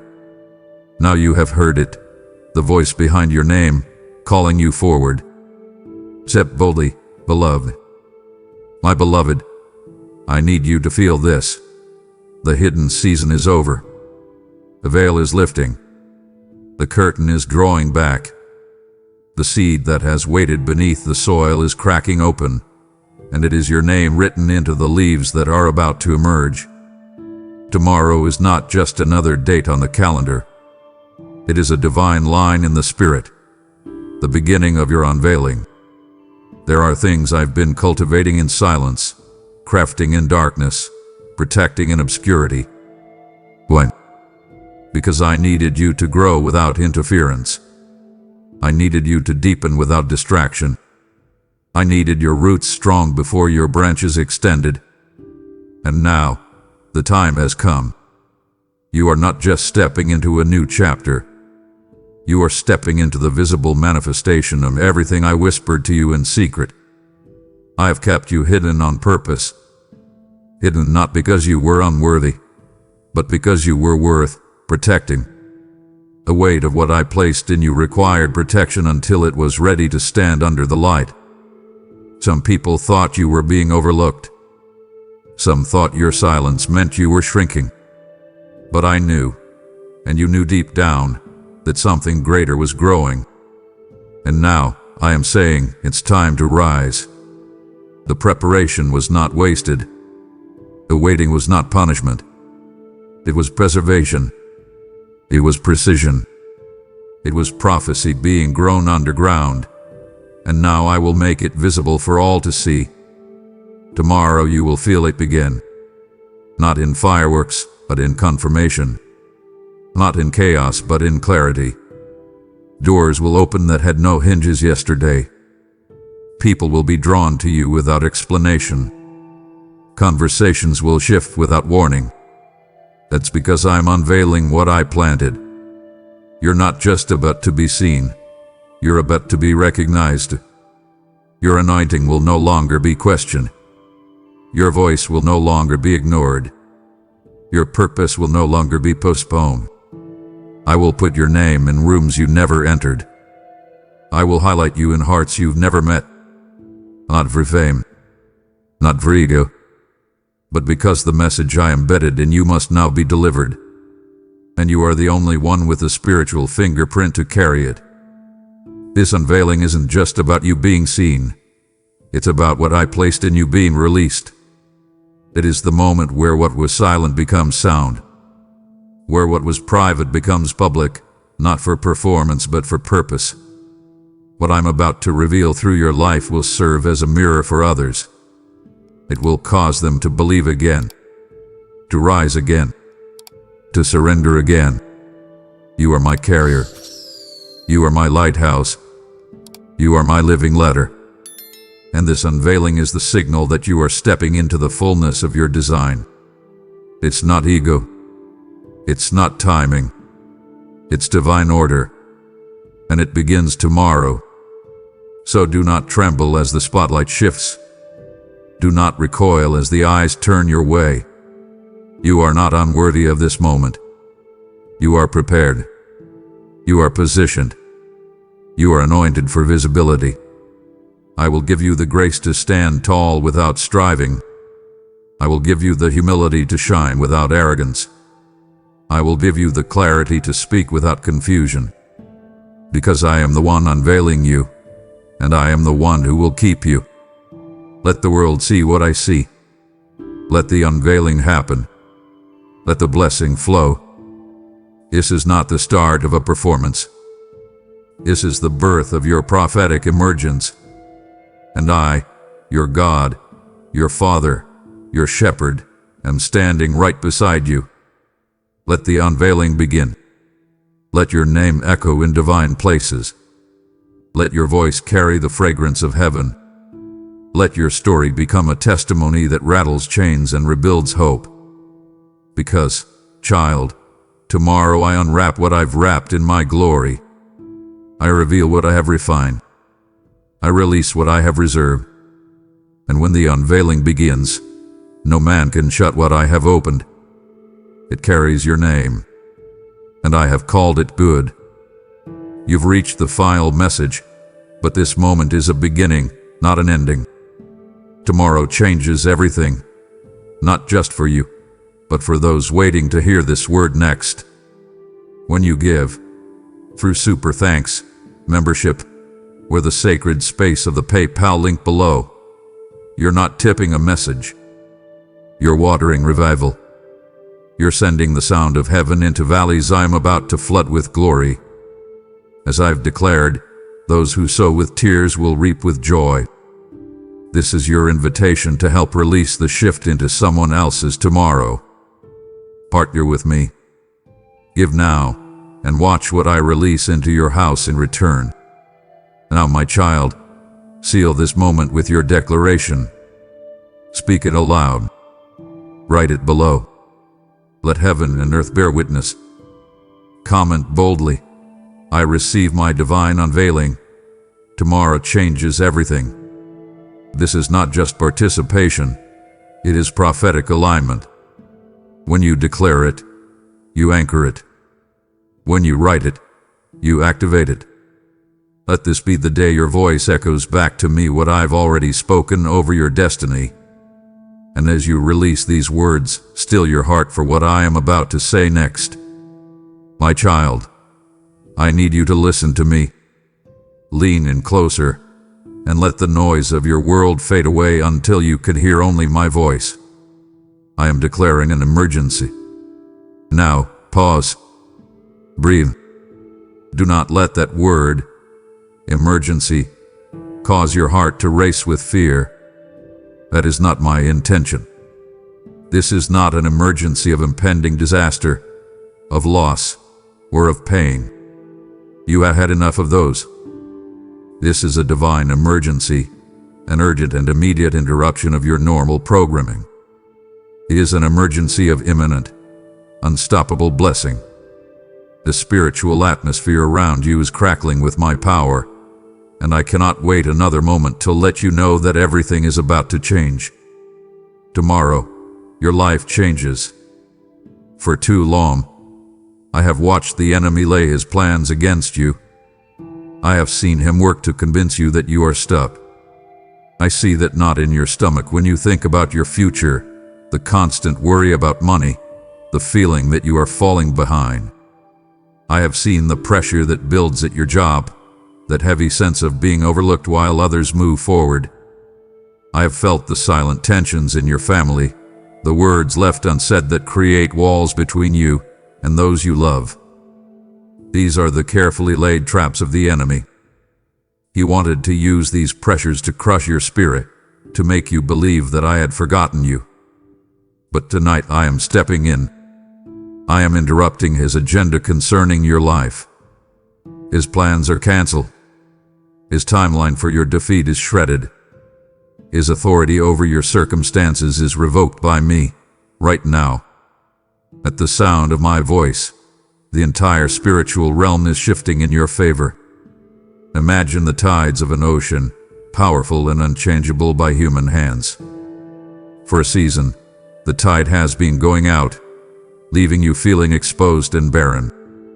But I have commanded the tide to turn. A tsunami of my grace is rushing toward your shore. The forces that have worked against you are being pushed back. The spiritual opposition that has blocked your path is being dismantled.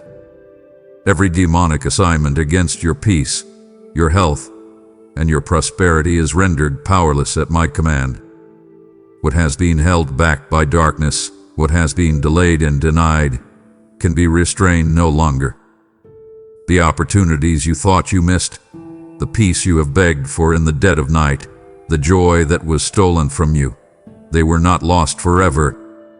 They were simply being held in reserve, waiting for this exact moment. And I am telling you, my beloved, that the time is now. I have looked at the calendar of your life, and I have moved up your appointment for deliverance. The timeline has been divinely accelerated. You thought you had years of struggle left, that you would have to endure this trial for a long time to come. But I am the Lord of time, and I say your waiting period is over. What was meant to take years, I will accomplish in hours. The breakthrough you thought was far off in the distance is not on the horizon. It is at your front door. This is why I need your complete, undivided attention. This is a sacred and powerful moment. Treat it as such. Let go of the distractions. Put down your phone. Turn off the television. Quiet your mind from its endless spinning. This is not just another promise you are hearing. This is a divine summons. You and I have an appointment with your destiny, and it begins right now. Tomorrow changes everything. Listen to me. Tonight, when you lay your head down to rest, I want you to do so with the full and complete understanding that the person who closes their eyes will not be the same one who opens them in the morning. You will sleep as one person and awaken as another. This is my decree. The long, weary season of your struggle is over. I am personally closing the book on your chapter of sorrow and relentless striving. Do you hear that sound in the spiritual realm? It is the sound of a heavy book slamming shut. It is the record of your disappointments, the ledger of your losses, the history of your heartaches. I have sealed it, and it will be open no more. The cycle of disappointment that has haunted you is being shattered tonight. You know this cycle intimately, don't you? The flicker of hope followed by the crushing weight of another setback. The feeling of taking 2 steps forward, only to be violently thrown 3 steps back. That pattern has trained your heart to brace for impact, to temper your joy, to expect the worst even when you pray for the best. That cruel cycle is broken. It has lost its power over you. Its rhythm is silenced, and its season is finished. Therefore, I command you now to let go of the identity that was tied to your past pain. You have worn it for so long that you think it is who you are. The identity of the one who is always struggling, the one who is forgotten, the one who has to fight twice as hard for half the recognition. That is not your name. That is not the identity I gave you. It is a heavy, drenched coat that you have been carrying, soaked with tears and stained with rejection. Tonight, I am lifting it from your shoulders. It is no longer yours to carry. You must leave it here, in this old season, for it has no place in the new one I am bringing. The chains of what was, the memories that held you hostage, the failures that whispered your unworthiness in the quiet of the night, they are rusting away. Their links are weakening, their metal turning to dust. I am making room for what will be. You cannot step into a future of freedom while dragging the chains of your past. So, release them. I am wiping the slate clean. Every word of judgment spoken against you, every mistake you have replayed in your mind 1,000 times, every door that was slammed in your face, I am erasing it all. Not just covering it over, but completely wiping it clean, as if it never happened. Your past will have no hold on your future. The enemy will not be able to bring up your history as evidence against you, because in my courtroom, the case has been dismissed and the record has been expunged. You are stepping into tomorrow with a clean slate, a fresh start, a past that has been redeemed and a future that is spotless. Go to sleep tonight, my child, and say goodbye to the person you were. You have fought well, you have endured much, but that part of your story is over. When you awaken, you will awaken new. As that old, weary season ends, a new one dawns with the rising sun. Tomorrow's sunrise, my precious one, is more than just the turning of the earth. I want you to watch it. If you can, step outside and see it. See it as my personal signature across the sky, a prophetic sign written in fire and light, declaring to you and to all of heaven and hell that your long night is over. This is your new day. This is the dawn for which you have prayed. When you open your eyes, you will feel a difference. The mental fog that has clouded your thinking, that constant companion of confusion about which way to turn, will be gone. The heaviness you have woken up with for so long, that immediate sense of dread before your feet even touch the floor, will not be there. In its place, you will find a clarity and a purpose you have not known before. A quiet confidence, a deep, settled peace in your spirit. I am breathing new life into dreams you thought were long dead. Yes, I am talking about that specific dream. The one you are thinking of at this very moment. The one you tucked away in the deepest part of your heart because it seemed impossible, foolish even. The one you were too hurt to even whisper to me anymore. I have not forgotten it. And today, I am breathing my life back into it.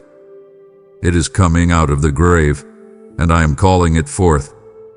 The path forward, which for so long has looked like a road covered in thick, disorienting fog where you could only see a few inches in front of your face, will be made clear.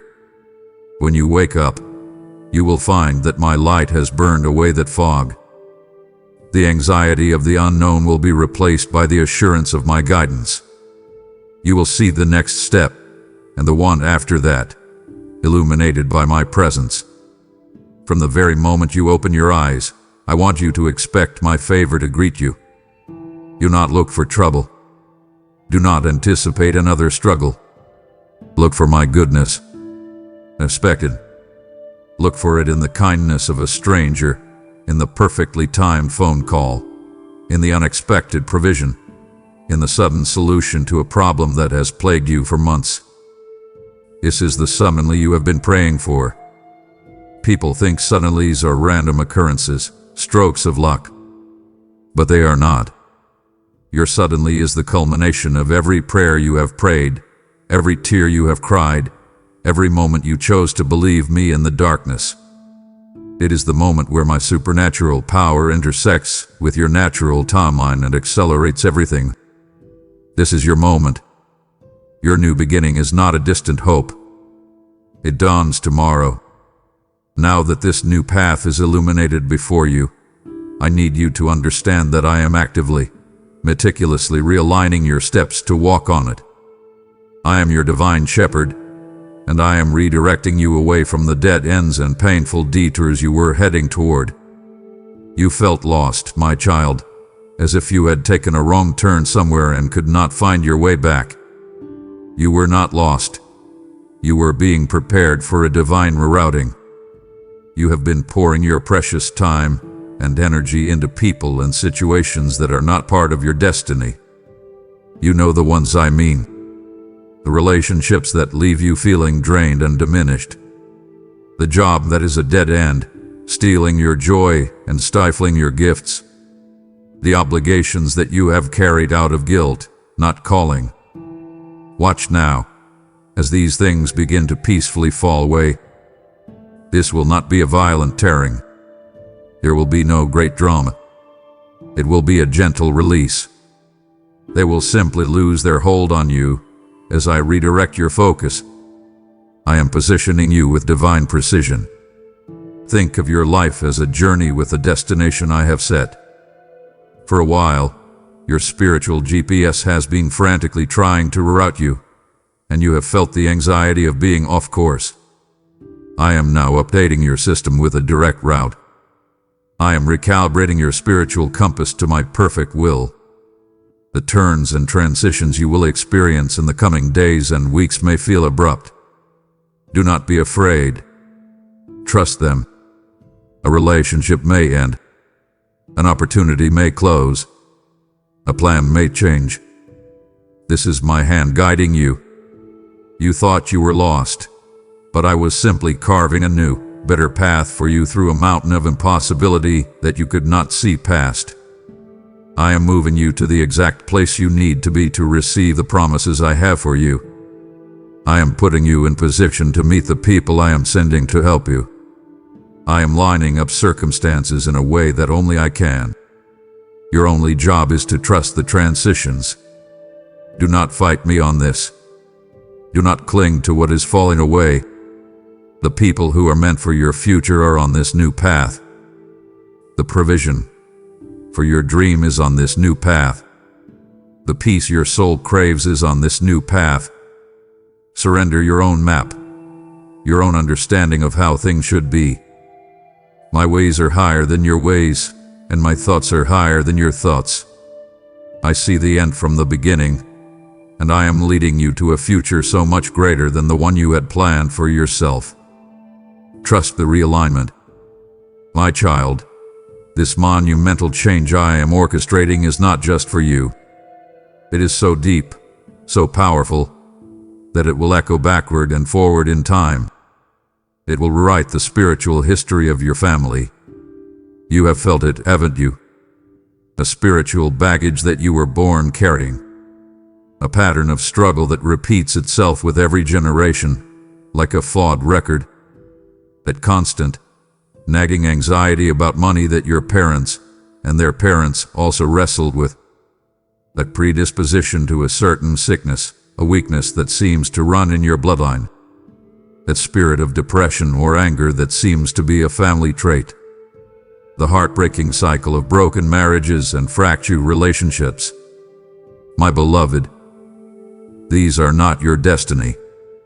They are generational curses, unholy ties that have plagued your family line for too long.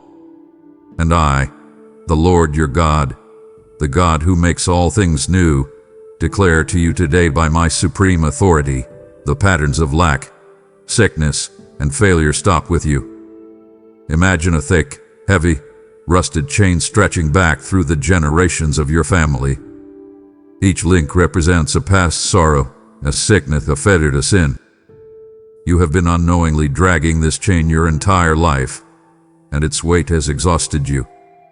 Today, I am taking the sword of my spirit, the power of my word, and with one swift, clean strike, I am severing that chain right behind you. Hear the sound of it crashing to the ground.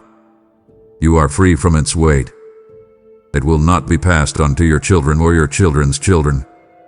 You are not just being freed. You are becoming a generational curse breaker. This is your new identity. You are the one in your family line where the darkness ends and the light begins. Your bloodline is being cleansed by the precious blood of my Son, Jesus.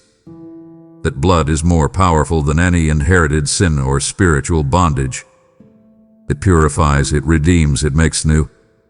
From this moment forward, you will no longer carry the burdens of your ancestors. Instead, you will be a covenant blessing carrier. From you will flow a new legacy.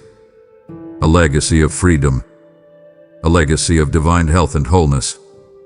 A legacy of prosperity and wisdom. A legacy of strong, loving relationships. Your life is a turning point. You are the gateway through which my covenant blessings will now flood into your family line for 1,000 generations. What the enemy meant to perpetuate for evil, I am turning into a testimony of my redeeming power, and I am using you to do it. Embrace this holy calling. My beloved, pause before you turn away. I have just torn down the ancient strongholds of your father's house for your sake. It would grieve my heart deeply if you were to walk away now, content with the rubble of your past being cleared, but never staying to receive the new foundation of blessing I am about to lay. What I have done is great, but what I am about to give is everything. Stay with me. Now that the old has been cleared away, the path has been realigned, and the curses have been broken, I have made room. So prepare your heart. Expand your vision. Get ready, my child, for I am swinging open the floodgates of heaven over your life. You have been living in a spiritual and financial drought for so long that you have forgotten what the rain even feels like. You have learned to survive on just enough. Your prayers have become requests for a trickle, for just enough to get by this week, just enough to cover the bills. But I am not a God of just enough. I am the God of more than enough. The spirit of poverty has lied to you, convincing you to lower your expectations. My very nature is abundance. I own the cattle on 1,000 hills, and the wealth in every mine. I want you to lift your expectations, because I am about to exceed them. This is not a gentle spring shower I am sending. This is a downpour, a deluge of my goodness, my provision, and my spirit. I want you to feel it soaking you to the bone, washing away every last particle of dust from your wilderness season. I want you to see it with your spiritual eyes. Rivers of my blessing are beginning to flow into the most desert-like places in your life. Every dry and barren area, your bank account, your creativity, your relationships, your health, I am watering it now with the rain of heaven.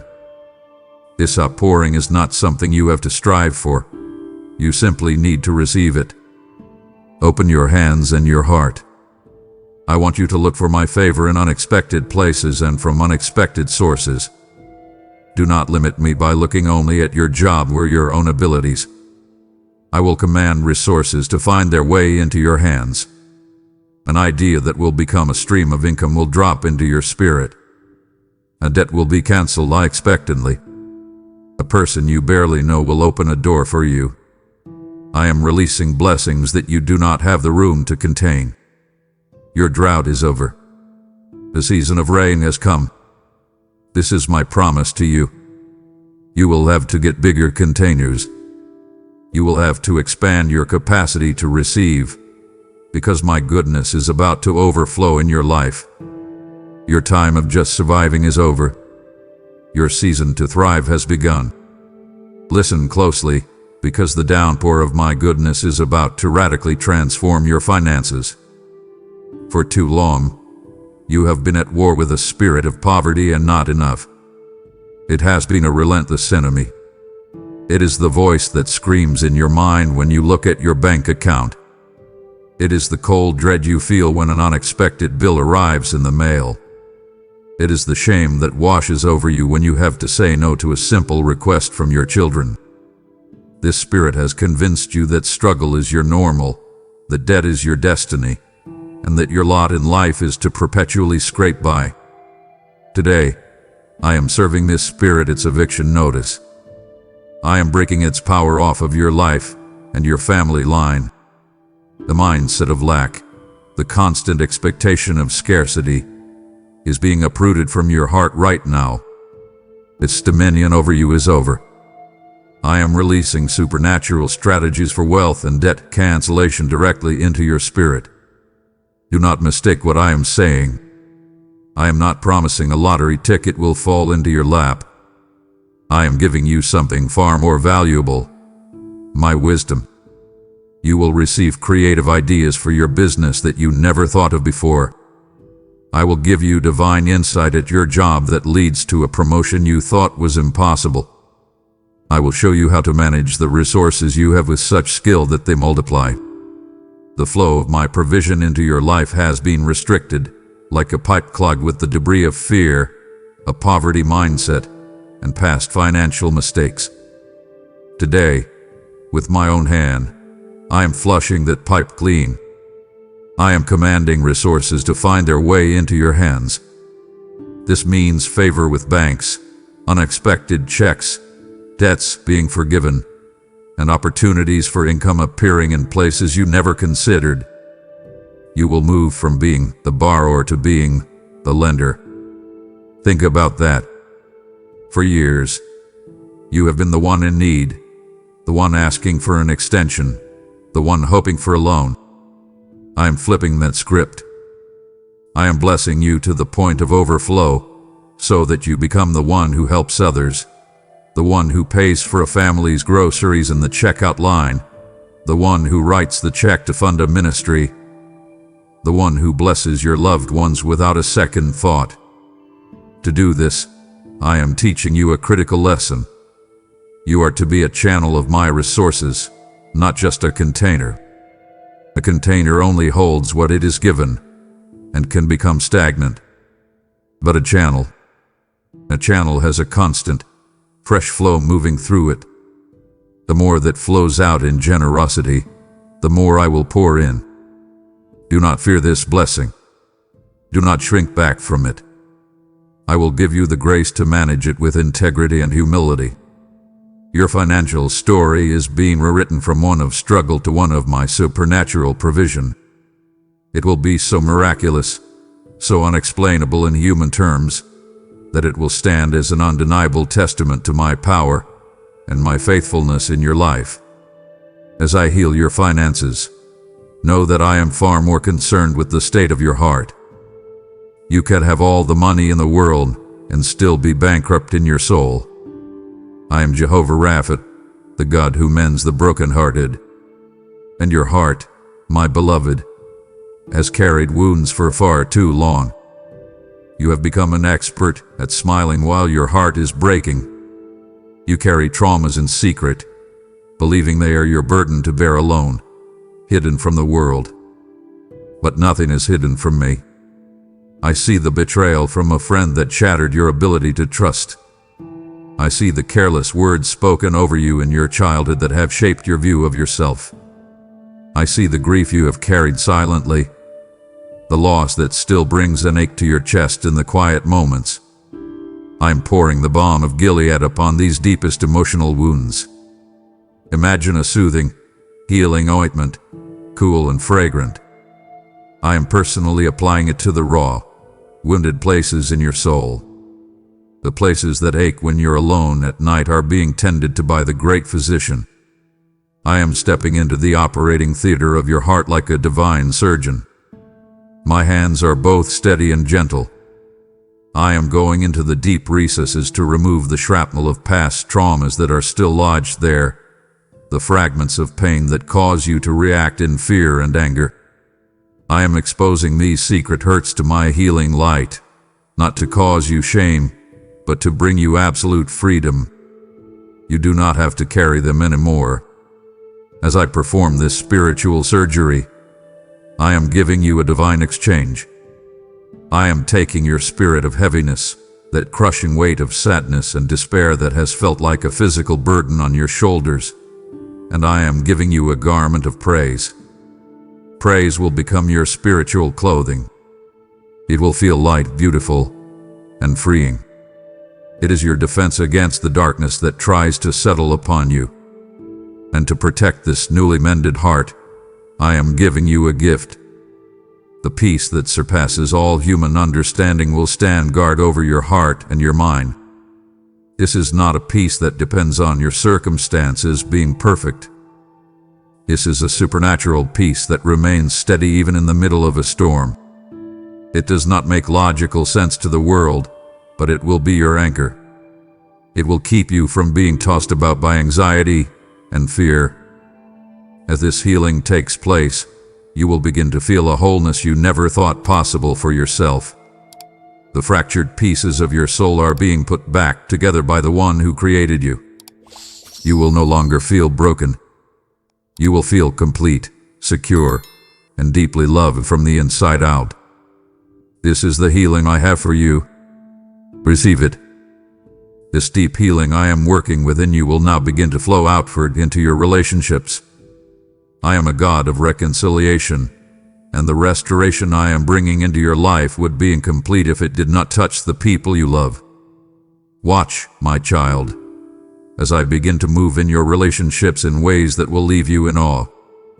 I want you to think of the person whose absence causes the most pain in your heart. The child who has walked away from you and from me. The spouse with whom you share a house but not a heart. The friend or sibling from whom you are separated by a wall of bitter silence and misunderstanding. You have prayed for them until your words have run dry. Your heart breaks as you watch them. Do not give up hope. I am moving on their hardened hearts even now. They may seem far away, but no one is beyond the reach of my redeeming love. I am softening hearts that have been turned to stone. I will bring prodigals to their senses and lead them back home. Where there have been chasms of pride and hurt, I will create divine opportunities for genuine, humble apologies and true, releasing forgiveness. I will mend wounds that have festered for years. But I am also a God of divine wisdom. Not every relationship is meant for your future. As I am restoring the right ones, I am also peacefully removing the wrong people. This is an act of my protection. I am severing you from destiny drainers, from those who would pull you back into the old season. You will not have to force it. You will simply feel a release, a gentle drifting away, making space for the divinely appointed connections I am bringing. You will experience a new level of unity and love in your family and friendships. The dinner table can once again become a place of laughter, not tension. Your home will be a sanctuary of peace, not a battleground of conflict. My word promises that I will turn the hearts of the parents to their children, and the hearts of the children to their parents. This is the restoration I am decreeing over your household. I will heal the generational divide. I will restore honor and respect. I will mend the broken lines of communication. You have longed to be surrounded by a community of love, to feel truly connected, not just surrounded by people. This is the work I am doing. Be patient and full of grace during this process. Let me handle the hearts of others. Your role is to be a vessel of my love and forgiveness. Pray, release, and watch me, the Master Restorer, do what you cannot. I am turning your relational mourning into dancing. My child, as I heal your heart and your relationships, we must also deal with the spiritual battle that rages for your mind. There is a voice that has tormented you for years, the voice of the enemy, the accuser. It is the voice that whispers your failures back to you in the middle of the night. It is the one that tells you that you are an imposter, that you will never be good enough, that you are going to mess everything up again. It is the source of that crippling self-doubt and that suffocating condemnation. Today, I am silencing that voice. Its microphone in your life is being cut off. The enemy has had you on trial in the courtroom of your own mind, acting as the prosecutor, relentlessly presenting evidence of your every mistake. But I am your defender, your righteous judge, and your divine attorney. And I declare to you that your case has already been won. The price has been paid in full by the blood of my Son. Therefore, The accuser has no more legal ground to speak against you. I am muting his voice. I am canceling every lie and every negative word that has ever been spoken over you, whether by others or by yourself. Words have spiritual weight, and they have acted as curses, limiting your potential and stealing your joy. I am breaking their power. The labels of failure, unworthy, not smart enough, unlovable. I cancel them all. They are illegal in my kingdom, and you are a citizen of my kingdom. In their place, I speak my truth over you. You are chosen. You are beloved. You are forgiven. You are righteous. You are more than a conqueror. The guilt and shame that have held you captive are being lifted from you now. These are the enemy's heaviest chains, and I am shattering them. Your sins are not just forgiven, they are forgotten. They are as far from you as the east is from the west. Do not pick up the chains that I have broken. As the volume of the accuser's voice is turned down to nothing, you will begin to hear my voice with more clarity than ever before. For so long, the enemy's lies have created static, making it hard for you to discern my gentle whisper. But now, in the spiritual silence, my voice of love, acceptance, and truth will become the loudest, most dominant voice in your life. You will learn to easily distinguish my voice of loving conviction, which always leads to freedom, from the enemy's voice of harsh condemnation, which only leads to paralysis. And hold this promise deep in your spirit. No weapon formed against you will prosper, and every tongue that rises against you in judgment, you shall condemn. This is your heritage as my child. Attacks may come, but they will not succeed. The words of the accuser will fall to the ground, powerless, because I, your God, have silenced him on your behalf. My child, just as I have silenced the accuser for you, I am calling you to help me silence him in the lives of others who are still tormented by his lies. If your heart burns to see another soul set free as you have been, then know this is my direct invitation to you. Your gift is not simply money. It is a seed of my divine light sown into the darkness of another's mind, providing the holy oil that keeps this lamp of truth burning for the lost. I have declared that those who sow bountifully into my kingdom will reap a bountiful harvest of my presence and peace. As you give, I will not only multiply your seed, but I will command a special hedge of protection around your own mind, rebuking the devourer for your sake. This is your moment to partner with me in the great silencing of the enemy across the earth. Now, as an act of worship, sow your seed of light. Use the super thanks, become a member, or give through the link in the description, and release my voice into the world. Child, I have just poured out the most intimate promises of healing and restoration over you. To treat this as mere encouragement and not a holy covenant would wound your God. I have shown you the inheritance I am giving you. Do not leave before I give you the keys of faith and obedience to unlock it. The promises are yours, but the power to walk in them is what I must give you next. Don't make me wait. And now, my child, with all of this decreed and set in motion, your participation is required. This is a divine partnership. I have declared your new season, and now you must prepare your heart to receive it.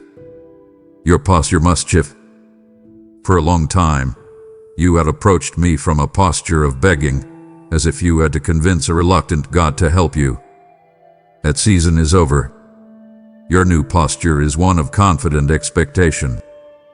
You are my beloved child, an heir to the kingdom. You are not a beggar. You are coming to receive your inheritance. Expect me to be good. Expect me to keep my promises. Expect miracles to show up in your life. This shift in posture is critical. To receive what I am pouring out, you must make room. You would not invite a king into a cluttered, messy house. You would clean it, clear out the unnecessary things, and prepare for his arrival. Your heart is the house where I desire to bring my blessings. I need you to clear out the clutter of unbelief. Sweep out the dust of past disappointments that tell you not to get your hopes up. Throw out the trash of unworthiness that insists you do not deserve this. Make room for the miracles I am bringing. Be intentional. When a thought of doubt enters your mind, cast it out and replace it with one of my promises. This is your active role in preparing your heart. I know this. An attitude of gratitude is the fertile ground where my blessings grow best. Gratitude is not just about being polite to me. It is a spiritual force. It opens your heart wider, multiplies what you have, and attracts more of my goodness. Start practicing it now. Thank me for the promises you have not yet seen. Thank me for the breakthrough that is on its way. And you must settle this in your heart once and for all. Believe that you are worthy of receiving what I am giving you. Your worthiness is not rooted in your perfection or your performance. You are worthy because I, in my sovereign love, have declared you worthy through the sacrifice of my Son. Stop disqualifying yourself from the very blessings I am fighting to give you. Let your heart be a vessel, open and upright before me, ready to be filled. Do not bring me a thimble of expectation when I have an ocean of blessing to give you. Do not be afraid of the scale of what I am about to do. I am able to do exceedingly, abundantly, above all that you could ever ask or even think. So, stretch your faith. Enlarge the capacity of your heart. Prepare to be overwhelmed by my goodness. Your job is not to figure out how I will do it. Your job is to prepare your heart to receive it when I do. I have declared a state of divine emergency over your life. I have decreed the end of your old season and the dawning of a new one. I have promised healing, restoration, and a flood of my goodness. But now you must understand, my child, that this entire divine transaction, from promise to fulfillment, is activated by one thing, your faith. This is not a passive experience where you simply wait to see what happens. This is an active partnership, and faith is your part. Your circumstances are screaming a report of lack, sickness, and impossibility. Your bank account has a report. The doctor has a report. The people around you had a report. Their reports are based on what they can see in the natural realm. But I have given you my report, a report of victory, abundance, and wholeness. The most important decision you will make, moment by moment, is which report you are going to believe. I need you to see your faith as the currency of my kingdom. Here on earth, you use money to acquire goods and services. In my kingdom, faith is the only legal tender accepted for the transaction of miracles. Every promise I have made is available to you, but it must be purchased with the currency of your faith. You have asked, but what if my faith is weak? What if I only have a little? My child, listen to me. I am not asking you for perfect, giant, unshakable faith.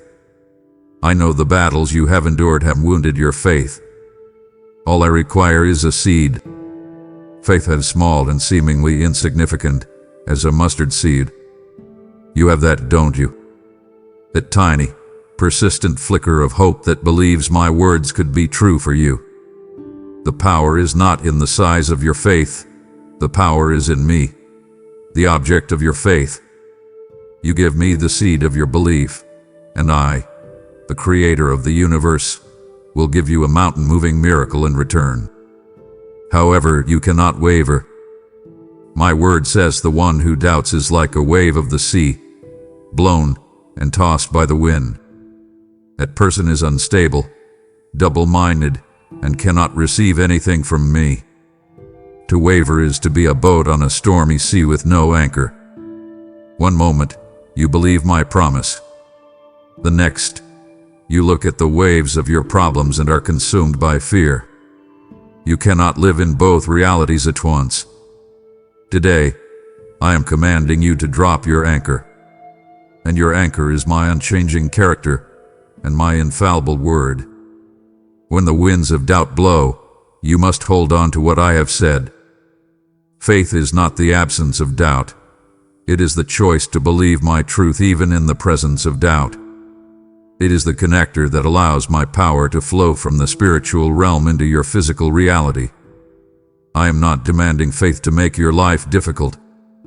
I am requiring it because it is the very thing that aligns your heart with my reality and makes you a conduit for my power. So believe me. Trust me. I am not just looking for your faith.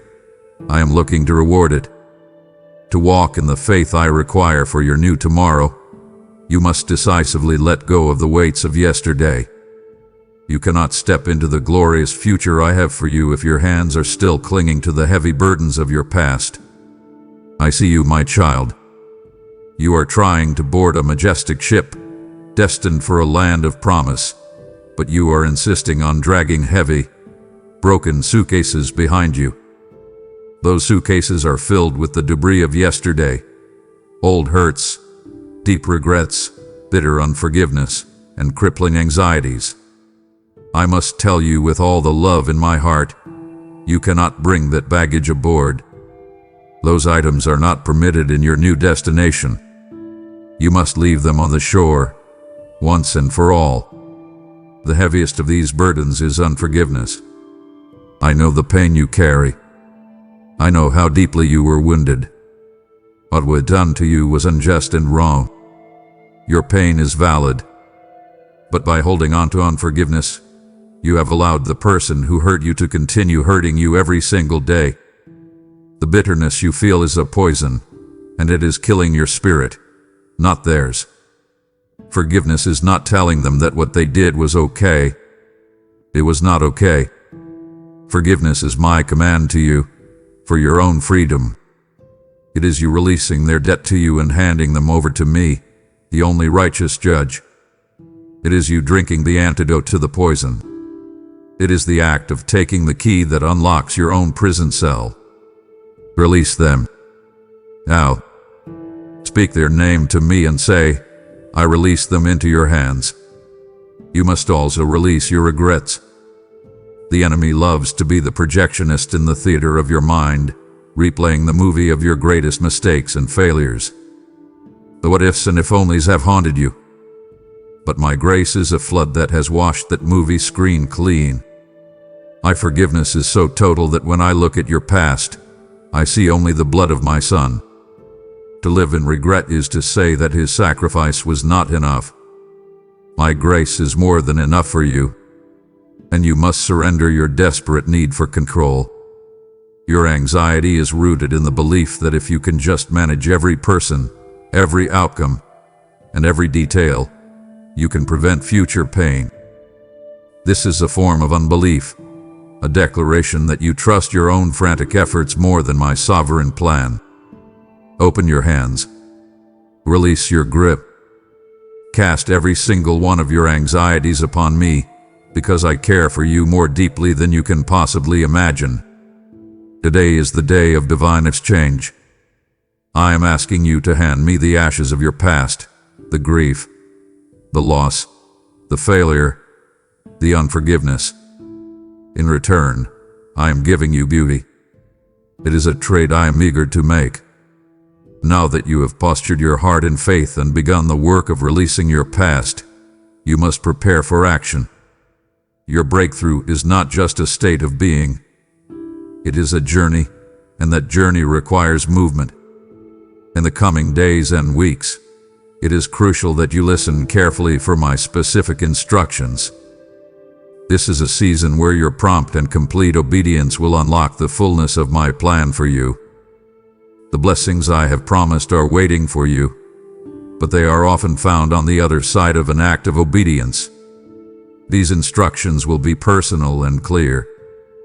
They will not be a vague feeling, but a distinct impression in your spirit, a knowing that you must do something. It may be to finally call that person you have been avoiding and offer forgiveness. It may be to sow a specific amount of money into a ministry, even when it feels like you can't afford it. It may be to step out and start the business I have placed on your heart. It may be to speak a word of truth to someone. Or it may be the most difficult instruction of all, to be still and quiet when every fiber of your being wants to strive, to speak, and to fix the situation yourself. Whatever the instruction, you will know that it is me. I must warn you, my instructions will not always make sense to your logical mind. My wisdom often looks like foolishness to the world. I asked Noah to build a boat on a dry day. I asked the Israelites to march around a city wall to conquer it. I may ask you to do something that feels like stepping out of the boat in the middle of a raging storm. Your logic will scream at you that you will sink. The people around you might even tell you that you are being foolish. But you must remember that your breakthrough is not found in the safety of your comfort zone. It is found on the waters of your radical obedience. Your obedience is your tangible yes to my promises. It is the proof that you trust my heavenly perspective more than your own limited view. Do not delay. When I speak, move. Delayed obedience is often disobedience in disguise. The blessing, the favor, the miracle is tied to your prompt response. Your very next act of obedience is the key that will turn the lock on your next breakthrough. Listen for my voice and then, without hesitation, do what I say. My child, as you learn to listen for my voice and obey my instructions, you must also learn to use your own voice correctly. I have built a spiritual law into the fabric of creation. Life and death are in the power of your tongue. Your words are not just empty sounds, they are spiritual containers. They carry power. With your words, you can either give life to my promises or give life to your problems. For too long, out of habit and pain, you have used your words to describe your negative reality in great detail. You have been an excellent reporter of your problems. You have told your friends, your family, and even me all about your lack, your sickness, and your fears. You have given them power by giving them your voice. It must stop today. I am calling you to change your vocabulary. I command you to stop speaking the language of your problems and start speaking the language of my promises. Your words are spiritual tools. With them, you are either building the future I have designed for you, or you are building a prison of your current circumstances. You cannot build a palace with the vocabulary of a slum. I have given you the divine blueprints for your life, my promises in my word. Now I am commanding you to use the language of those blueprints to construct your reality. This is how it works. When you feel sickness in your body, you must open your mouth and declare, "By his stripes, I am healed." You are not denying the symptom, you are declaring a higher truth. When your bank account is empty, you must declare, "My God supplies all of my needs according to his riches in glory." You are not lying about your balance. You are activating my covenant of provision. At first, this will feel strange. You may feel like you are being inauthentic because your words do not match your current experience. But you are not being fake. You are being a person of faith. You are prophesying to your own future. You are doing what I did when I created the world. You are calling those things that are not as though they were. You are speaking to your mountains of debt, sickness, and despair, and you are commanding them to be moved. Your confession must align with my word. Make a decision right now. You will no longer be a narrator of your struggles. You will be a declarer of your victory. Write down my promises. Speak them over your life when you wake up. Declare them over your family. Proclaim them in your car. Let the words of your mouth build the beautiful future that I have already finished for you in the spiritual realm. You now understand what is required of you, but you have not yet seen the full extent of what I am doing for you in the unseen realm. My heart yearns to pull back the curtain and show you the angelic armies moving on your behalf. It would be a sorrow to me if you walked into this new season feeling the weight of your own effort, unaware of the vast heavenly support I have commanded for you. The most encouraging part is what I have to say next. Please listen. As you begin to believe my report, let go of your past, walk in obedience, and speak my promises. Know that you are not doing this alone. This entire process of your life changing is so important that all of heaven is involved. I want you to understand the vast, unseen support system you have. In this very moment, I am dispatching legions of my holy angels to move on your behalf. My word declares that I have given my angels charge over you, to guard you in all your ways. This is not just a poetic sentiment. It is a spiritual reality. You are not a solitary soldier fighting a lonely battle. You are a child of the King, and you have a heavenly escort and a divine army at your command. When you pray according to my will, you are not just sending words up to the ceiling. You are activating my heavenly hosts. An entire army, powerful and unseen by your natural eyes, has been sent to clear your path. They are going before you to dismantle demonic roadblocks, to contend with the forces of darkness that have been resisting your breakthrough, and to open doors that no man can shut. While you are sleeping, they are warring. While you are working, they are moving. There are battles being fought and won in the spiritual realm over your destiny that you are not even aware of. This should give you a profound sense of peace and confidence. The kingdom of darkness is no match for the armies of light that are fighting for you. I want you to become aware of angelic encounters. This does not necessarily mean you will see a celestial being with wings, though that is possible. More often, it will be my angelic assistants showing up in human form. Be aware of my messengers. It will be the stranger who offers you the exact word of encouragement your soul was crying out for. It will be the person who shows up with unexpected help just when you were about to give up. It will be the sudden, unexplainable solution that appears out of nowhere. Recognize these moments as my angelic intervention, a sign that I have heard you and that heaven is backing you. During this intense season of transition, I have assigned a special detail of warrior angels to protect you and your family. You are moving under a divine escort. You are shielded, you are protected, and you are being propelled forward by the very armies of heaven. Walk in this confidence. You are not alone. In this new season I am bringing you into, your old ways of navigating life will no longer suffice. You are accustomed to leaning on your own understanding, on your own logic, on your past experiences to make decisions. But your understanding is like a crumpled, a dated map of a land that no longer exists. The territory you are entering is new, and to navigate it, you need a guide who already knows the terrain. This is why I have not left you alone. I have given you the greatest gift possible, my own Holy Spirit, who lives inside of you. He is your built-in counselor, your divine comforter, and your unerring guide for the journey ahead. You have been wrestling with decisions, plagued by the anxiety of making the wrong choice, feeling the immense pressure to figure it all out on your own. That pressure is not from me. I command you to release it now. You are no longer the sole navigator of your life. My Holy Spirit will be your ever-present comforter. When this rapid transition feels overwhelming, when the scale of my blessing feels intimidating, He will be the one to soothe your heart and remind you of my love.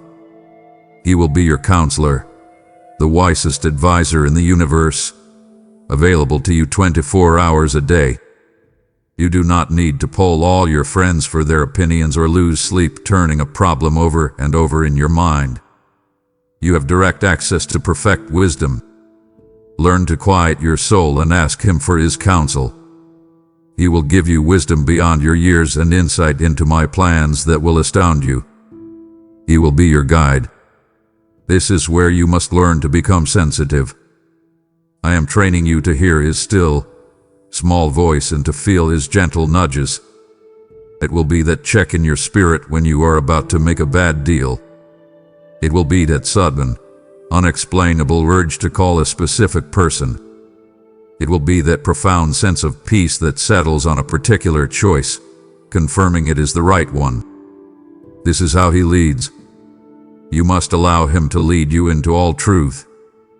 This means you must surrender your need to know the entire map before you take the next step. He will illuminate the path one step at a time. Your job is to trust His guidance for that one step. This requires a new level of surrender, a new dependence on me that you have not walked in before. Finally, understand this.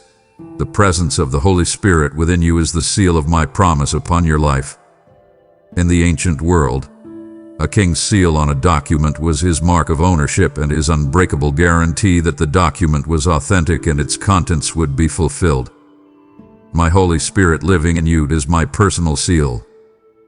He is my guarantee to you that everything I have promised you in this divine conversation is yours. He is the down payment of your full inheritance. His presence is your constant assurance that I am with you and that I will complete the good work I have started in you. As you learn to be led by my Spirit, a remarkable thing will begin to happen. He will start to reveal to you my hidden strategies for your success. The world operates on one set of principles: competition, human striving, conventional wisdom. But you are a citizen of my kingdom, and my kingdom operates on a different, higher set of principles. I am giving you access to my heavenly playbook. I will reveal divine strategies that defy earthly logic but produce supernatural results. You have been stuck on problems for months, even years, with no solution in sight. You have worked hard but felt like you were spinning your wheels, seeing little to no progress. That is because you were using the world's strategies. Now I am giving you mine. This divine wisdom will be intensely practical. For your career, it will be a sudden, brilliant insight on how to solve a major problem at work, an idea that brings you favor and promotion. For your family, it will be me giving you the exact right words to say to a rebellious child, words of love and truth that will finally break through their hardened defenses. For your finances, it will be a strategy for debt elimination or a creative business idea that becomes a new stream of income. These are not things you could come up with on your own. They are downloads from heaven, given to you by my Spirit. Solutions to problems that have stumped you will become stunningly clear. The confusion will lift, and you will see the path forward with wisdom and precision. Furthermore, I will show you the hidden traps of the enemy before you step into them. The enemy loves to set snares for my children: a deceptive business deal, a manipulative relationship, a tempting compromise. Your own understanding cannot always discern these traps, as they are often disguised as good opportunities. But my Spirit, your guide, has perfect vision. He will give you a supernatural discernment. You will sense a red flag, an inner warning that something is not right. Heed these warnings. They will save you from years of pain and devastating setbacks. I am making you wise as a serpent and harmless as a dove. This means I am equipping you to be shrewd and discerning in your dealings with the world, able to identify deception while maintaining a spirit of absolute integrity and gentleness, so that you represent me well. This level of intimacy, of receiving my secret counsel, is one of the deepest rewards of your relationship with me. It is reserved for those who fear me, who revere my presence in their lives. Seek me, listen to my Spirit, and I will show you the hidden paths to victory that others cannot see. My child, you must understand that the incredible vision I have for your life is too big for you to accomplish alone. Every great work in my kingdom is built through divine connections. And so, as I guide you with my Spirit and give you my strategies, I am also doing a great work around you. I am orchestrating your steps and the steps of others, and I am bringing the right people into your life for this next season. I am connecting you with your destiny helpers. These are not random friendships or casual acquaintances. These are divinely appointed connections, people I have specifically chosen and prepared to play a key role in the next chapter of your story. They will bless you, elevate you, and champion you. For so long, you have felt the pain of loneliness, the feeling that you have to do everything yourself. You have been surrounded by destiny drainers, people who, whether intentionally or not, leave you feeling exhausted, discouraged, and small. People who are critical of your dreams, who are jealous of your progress, or who simply take from you without ever pouring back in. As part of this divine shift, I am severing you from those draining connections and making space for the life-giving relationships I have ordained for you. You will know these destiny helpers when you meet them. These relationships will not be based on neediness, control, or manipulation. They will be marked by mutual respect, shared values, and a common kingdom purpose. There will be a sense of grace and effortlessness. You will feel seen, understood, and celebrated by them, and you will do the same for them. These are the people who will open doors for you that you could not open on your own. One may have the exact piece of information you need. Another may have the influence to put you in the right room with the right people. Another may have the financial resources to partner with your vision. This is my favor working through human hands. I am assembling your team. Your part is to be prayerful and discerning. Do not be so desperate for connection that you attach yourself to anyone who shows you kindness. Not everyone who is friendly is a destiny helper. Lean on the guidance of my Holy Spirit. He will give you a peace about the right connections and a check in your spirit about the wrong ones. Prepare your heart to be a good friend, a faithful partner, a person of integrity. For I am healing your relational wounds and bringing you into a season of fruitful, joyful, and powerful kingdom connections. You will no longer build in isolation. Now, listen to my heart on this, my beloved.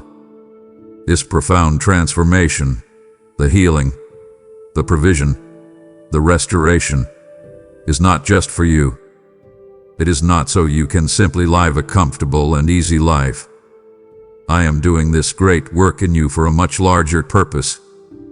What I am about to do in your life will become your testimony, and your testimony will be a sign and a wonder to everyone who sees it. You will leave them in awe not of you but of me, your God. Your life is becoming a lighthouse. For years, you have felt like a small, insignificant boat being tossed around in a violent storm.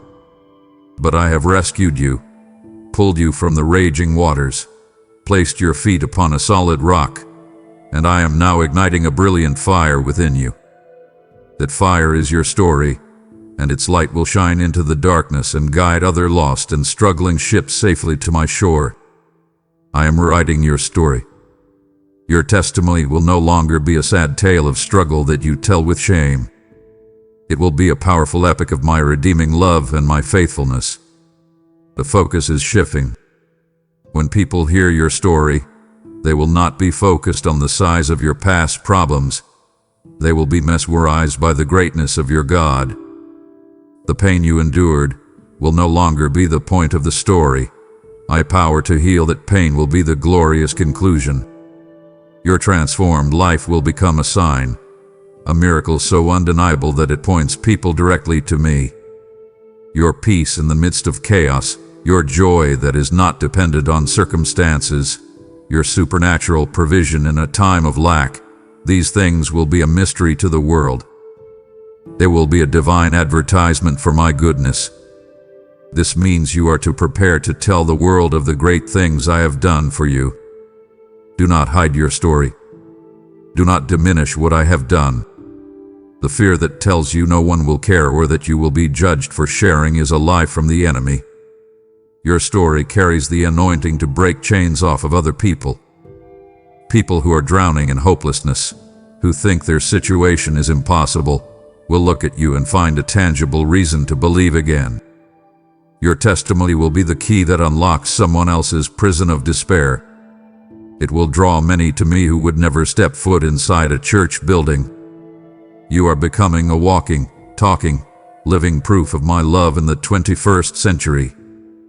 People who know your past will look at you in your new season, shake their heads in amazement, and be forced to say, "Surely, the Lord is with them." This is the ultimate purpose of your breakthrough.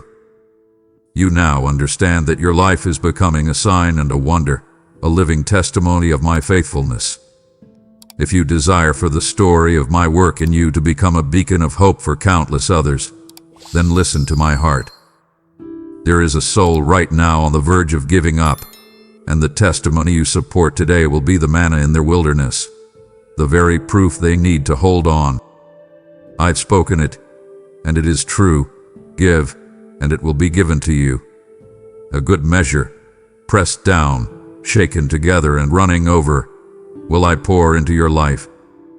160, 161, 162, 163, 164, 165, 166, 167, 168, 169, 170, 171, 172, 173, 174, 175, 176. The heart of soul is ready, and in deserted hour I'm unto you as a provider. For every life your seed helps to reach, I will release a new measure of my glory over your own household. Obey this prompting now. Release your provision through Super Thanks membership with a PayPal link below, and send your testimony to the ends of the earth. We have spoken of the incredible testimony your life will become. But a testimony without authority is just a story. It would deeply sadden me to see you tell of my power without walking in it yourself. I am about to clothe you with a new spiritual authority, shifting you from a victim to a victor. Do not be content with the promise of a new life. Stay and let me bestow upon you the power to live it. My child, as your story is rewritten, your very identity is being transformed. This is one of the most critical shifts you must embrace. I am raising you up from a position of victimhood to a position of victory. For too long, you have lived with a victim mentality. When hardship came, your first thought was, "Why is this happening to me?" You felt powerless, at the mercy of your circumstances, your past, and the actions of others. But a victim is not who you are. You are the child of the King of Kings. Today is your coronation. I am taking the rags of victimhood from you, and I am clothing you in the royal robes of your true identity. I am raising you up from the ashes and seating you in your rightful place of victory. It is time for you to learn how to live like the royalty you are. This means you will now operate with a new level of spiritual authority over the enemy. A victim feels powerless against attack, but a victor knows they have authority. I have given you the name of Jesus, a name that is above every other name. At that name, demons must flee. You must stop begging the enemy to leave you alone and start commanding him to go, using the authority I have given you. This authority is yours to resist temptation, to break fear off of your children, to cancel the assignments of the enemy against your life through your prayers and declarations. The confidence you will walk in will not be your own. It is not arrogant self-confidence. It is a deep, quiet, unshakable God confidence. It is the assurance that comes from knowing who you are and, more importantly, whose you are. My word says that you are seated with me in heavenly places in Christ Jesus. This is not a future promise. This is your current spiritual position. You are not down here on earth, fighting for a victory that is far away. You are seated in a heavenly place of victory, and you are fighting from that victory.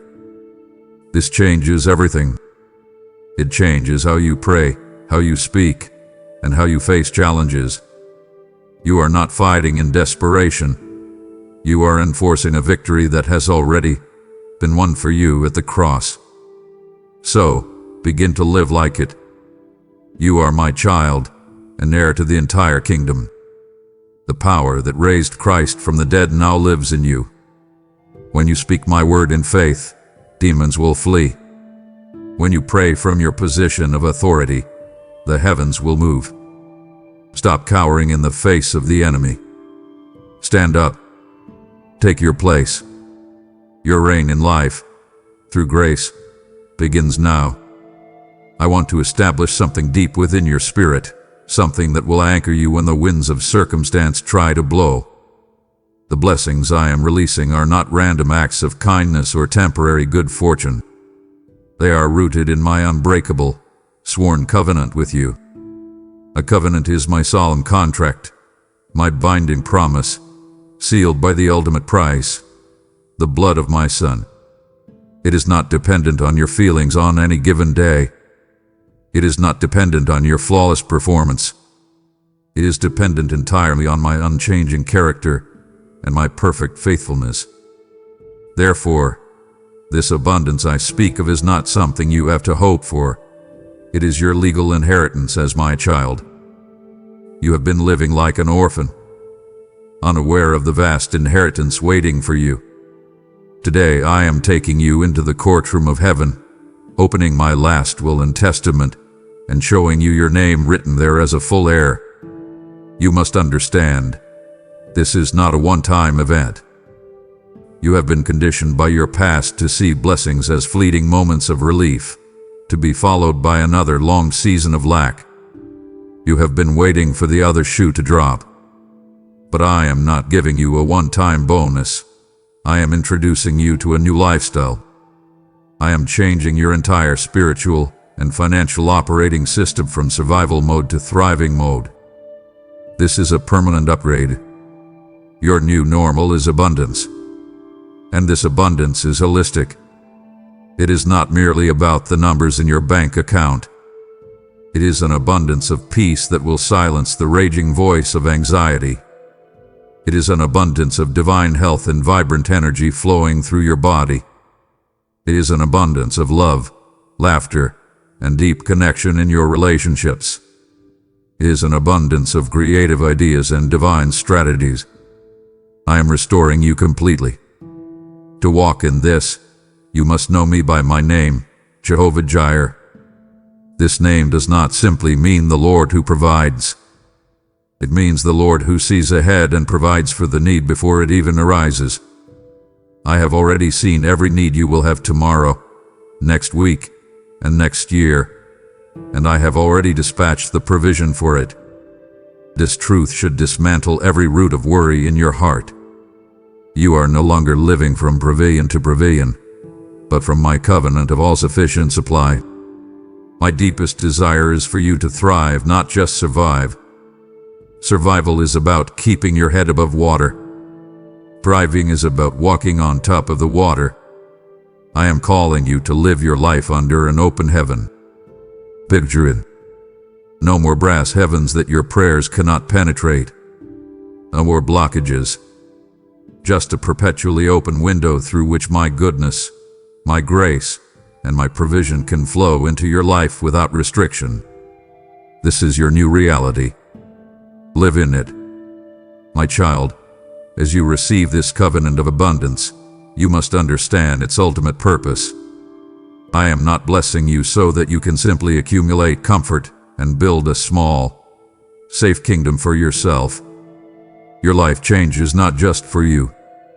I am delivering you and blessing you for a purpose that is infinitely bigger than your personal happiness. I am making your life a message. I am not lighting this brilliant candle of your renewed life just to hide it under a bowl where no one can see it. No, I am setting you, my beloved child, as a city on a hill. Your transformed life will become a beacon of my light, so radiant and distinct that it cannot be hidden. People who are lost in the deep darkness of their own pain and despair, people who have given up hope that things can ever change, will look up and see you. And in the light of your life, they will see a glimmer of my hope for themselves. You are becoming a source of hope for a dark and weary world. Your joy, a joy that is not dependent on perfect circumstances, will be infectious. People in your workplace and in your neighborhood will want to be around you, drawn to a lightness in your spirit they cannot explain. Your peace, a peace that remains steady even when things are going wrong, will be a profound mystery to your anxious friends and colleagues. They will see you walk through trials without crumbling, and they will eventually come to you and ask, in hushed tones, "What is your secret? What do you have that I don't?" And you will be ready to tell them that it is not a what, but a who. You will have the honor of introducing them to me. I am teaching you how to carry my presence. The Holy Spirit within you is not meant to be a secret you keep to yourself. From now on, when you walk into a room, my presence walks in with you. Your presence will shift atmospheres. You will bring my peace into rooms filled with tension. You will bring my comfort to the grieving. You will bring my wisdom into meetings filled with confusion. You will carry my love to the lonely. Through you, through your renewed and restored life, I will display my splendor. My splendor is my character, my goodness, my power, and my love made visible. Your life will be the canvas upon which I paint a breathtaking picture of who I am for a watching world to see. This is the high calling I have for you. Your personal blessing is the fuel for your public purpose.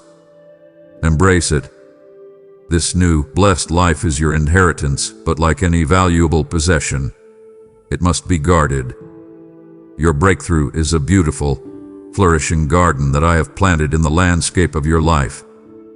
But now, you must become a vigilant gardener.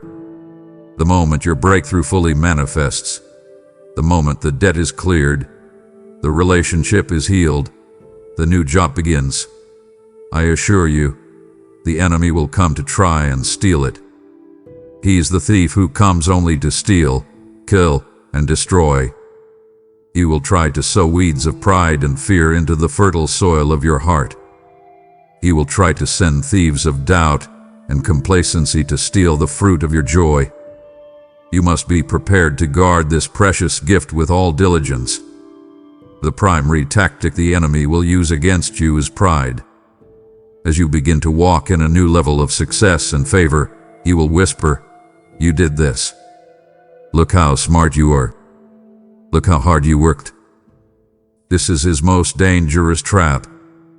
The moment you begin to think you achieve this through your own strength is the moment the foundation of your new season begins to crack. Therefore, you must be relentless in your humility. I command you, immediately, instantly, and publicly give me the glory for every single good thing that happens. When someone compliments you on your success, your first words must be, "Thank you. It is the goodness of the Lord." This keeps you in a place of dependence on me and slams the door in the face of pride. Say humble before me, and I will continue to exalt you. You must guard your heart and mind with my word. Do not abandon the very principles that brought you into this breakthrough. The daily time in my presence, the prayer, the meditation on my promises. These are not just tools to get a breakthrough. They are essential weapons to keep your breakthrough. Do not go back to your old ways of thinking, speaking, or living. The poverty mindset, the habit of complaining, the need to control everything. These are paths that lead back to the wilderness. You must be intentional about leaving them behind forever. Finally, do not become complacent. Your breakthrough is not a final destination. It is a new starting line. It is not a comfortable recliner to retire in. It is a rocket ship meant to launch you into the greater things I have for you. You must continue to press into me, to seek my face, to ask, "What is next, Lord?" For in my kingdom, there is always more. Guard what I have given you. My child, after the warnings, and the call to vigilance. Hear my heart of pure joy for you. I am the Lord of the feast. The enemy is the author of the funeral. He has tried for years to make your life a perpetual state of mourning, to clothe you in the sackcloth of sadness and despair. But I am intervening with a divine celebration in your honor. I am commanding a time of great rejoicing to break forth in your life. The season of weeping is over. The season of celebration has come. I will literally turn your mourning into dancing. You will feel a lightness in your spirit, a desire to move, to sing, to laugh again. I am taking off your heavy garments of grief and clothing you with the bright, beautiful garments of joy. I'm giving you a new song to sing. For a long time, the sum of your heart hath been a lament, a sum of sorrow, of questioning, of longing. But now, I am putting a new song in your mouth, a psalm of praise to your God. It will bubble up from your spirit without effort. You will find yourself humming with joy in your car. You will wake up with a melody of thanksgiving in your heart. This new song will be the anthem of your new season, a declaration of my goodness and my power. It will be a weapon that silences the enemy and a testimony that draws others to me. You will celebrate victories you didn't even know I won for you. In heaven, we will show you the replay of your life. You will see the car accident I prevented that you never knew about. You will see the disease that was stopped in its tracks. You will see the hidden traps of the enemy that my angels diverted you from. You will see all the unseen battles that were fought and won on your behalf. Your heart will overflow with a level of gratitude you cannot yet comprehend. Know this, heaven rejoices over this change in your life. The angels and the great cloud of witnesses are your cheering section.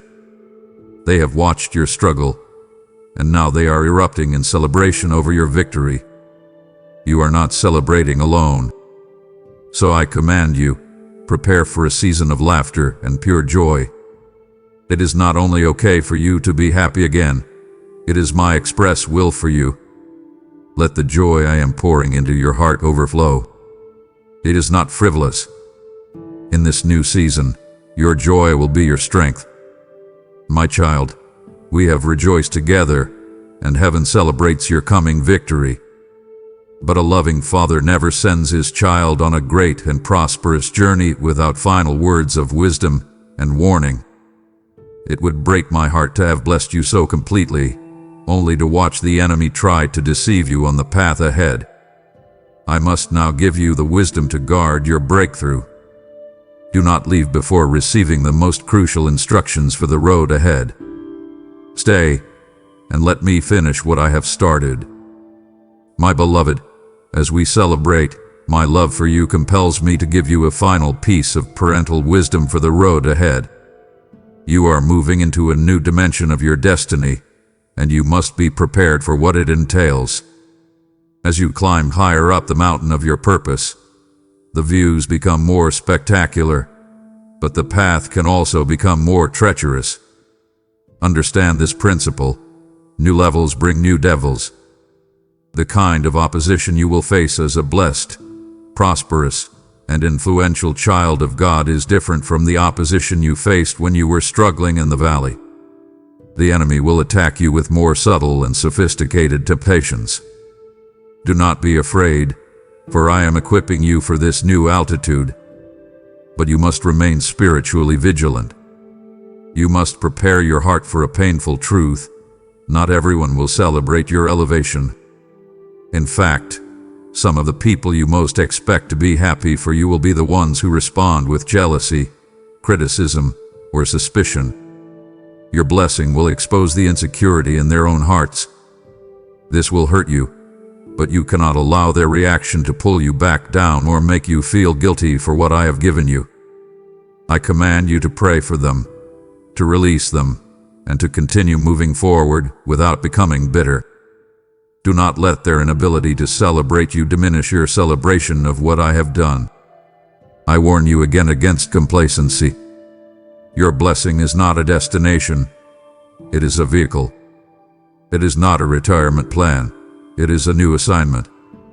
Do not become so comfortable in your blessings that you forget me, the one who blesses. Remember that your strength, your wisdom, and your provision come from me alone. You are a branch, and you can bear no fruit unless you remain attached to me, the vine. Stay deeply rooted in a community of believers. The isolation that often comes with success is a trap from the enemy.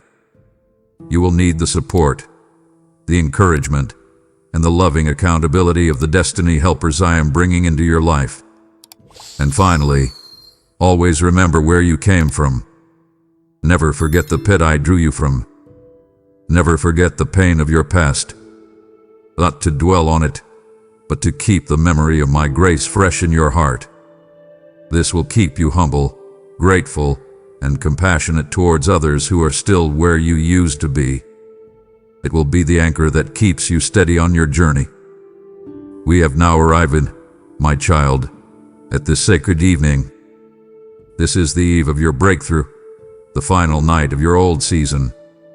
And I have a set of final instructions for you, specific things I want you to do tonight as a prophetic act of faith. These are not empty rituals. These are powerful, physical demonstrations of your spiritual agreement with everything I have declared over you. Do not treat these lightly. Your participation is the key that turns the lock. First, tonight, you will not go to sleep with worry. You will go to sleep in worship. I command you to change your atmosphere. Instead of replaying your fears and anxieties in your mind, I want you to fill your home with the sound of praise. Put on worship music. Read Psalm 23 aloud. Fill the rooms of your house with your gratitude, thanking me in advance for the victory that comes in the morning. Second, I want you to anoint your home and yourself with oil. If you do not have anointing oil, Sibyl olive oil will do. This is a biblical act of setting something apart as holy and consecrated to me. Go to every door and every window of your home and put a little oil on the frame, declaring, "This home is protected by the blood of Jesus and set apart for the glory of God." Then, put a little oil on your own forehead and say, "I am a child of God, anointed for this new season. I am set apart for my King's purpose." Third, find a piece of paper and write down the biggest burdens you are carrying. Be specific. Write down the name of the debt. Write down the fear that torments you. Write down the name of the person you have struggled to forgive. Then, take that paper somewhere safe outside and burn it. As you watch the smoke rise, you are to release those burdens to me completely. As the paper turns to ash, see it as the finality of your surrender. It is done. You cannot take it back.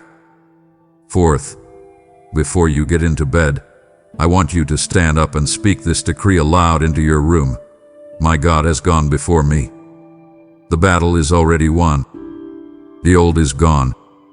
The new has come. Tomorrow I walk into my victory.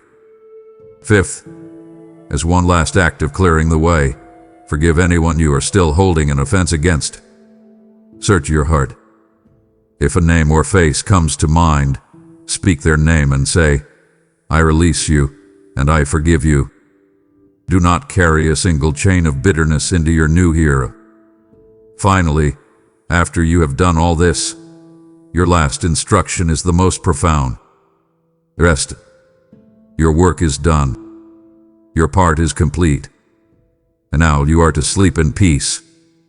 And while you sleep, I, the God who neither slumbers nor sleeps, will be at work on your behalf, shifting circumstances, dispatching angels, fighting your battles, and setting the stage for your new dawn. My precious child, as you awaken tomorrow to this new beginning, I want you to hold my final words as the bedrock of your new life. What has happened is not the end. It is a profound and glorious new beginning. We have not reached a final destination. We have just turned a major corner onto a beautiful new highway, a path I have prepared for you. This is not the end of our story together. It is the beginning of the best chapter yet. This divine emergency, this sudden acceleration, is a launching pad, not a landing strip. In this new life, seasons will continue to change. New challenges will arise. New mountains will appear for you to climb. But I want you to know, with an assurance that sinks deep into the marrow of your bones, that I, the Lord your God, do not change. I am the same yesterday, today, and forever. My love for you is everlasting, and my faithfulness knows no end. My character is the one constant in an ever-changing world. This is the truth upon which you can build the rest of your life. Do not build on the foundation of your temporary blessings or your fluctuating feelings. Build on the rock of who I am. And who I am is your Father who will never, ever leave you. This is my most sacred and unchanging promise. I will never leave you nor forsake you. In the joyful moments of celebration that are coming, I will be right there, rejoicing with you. In the future seasons of planting and hard work, I will be there, strengthening you. And if new trials come, I will be there, defending you. You will never face another moment of your life alone. You have been adopted into my family, and I do not abandon my children. So trust me, my child. Trust my heart for you. Your life, with all its hopes and dreams for this new season, is safe in my hands. You do not have to live in fear of losing what I have given you. You do not have to be anxious about the future. I hold your tomorrow. And now go forth. Step into your new day. Breathe in the air of your new season.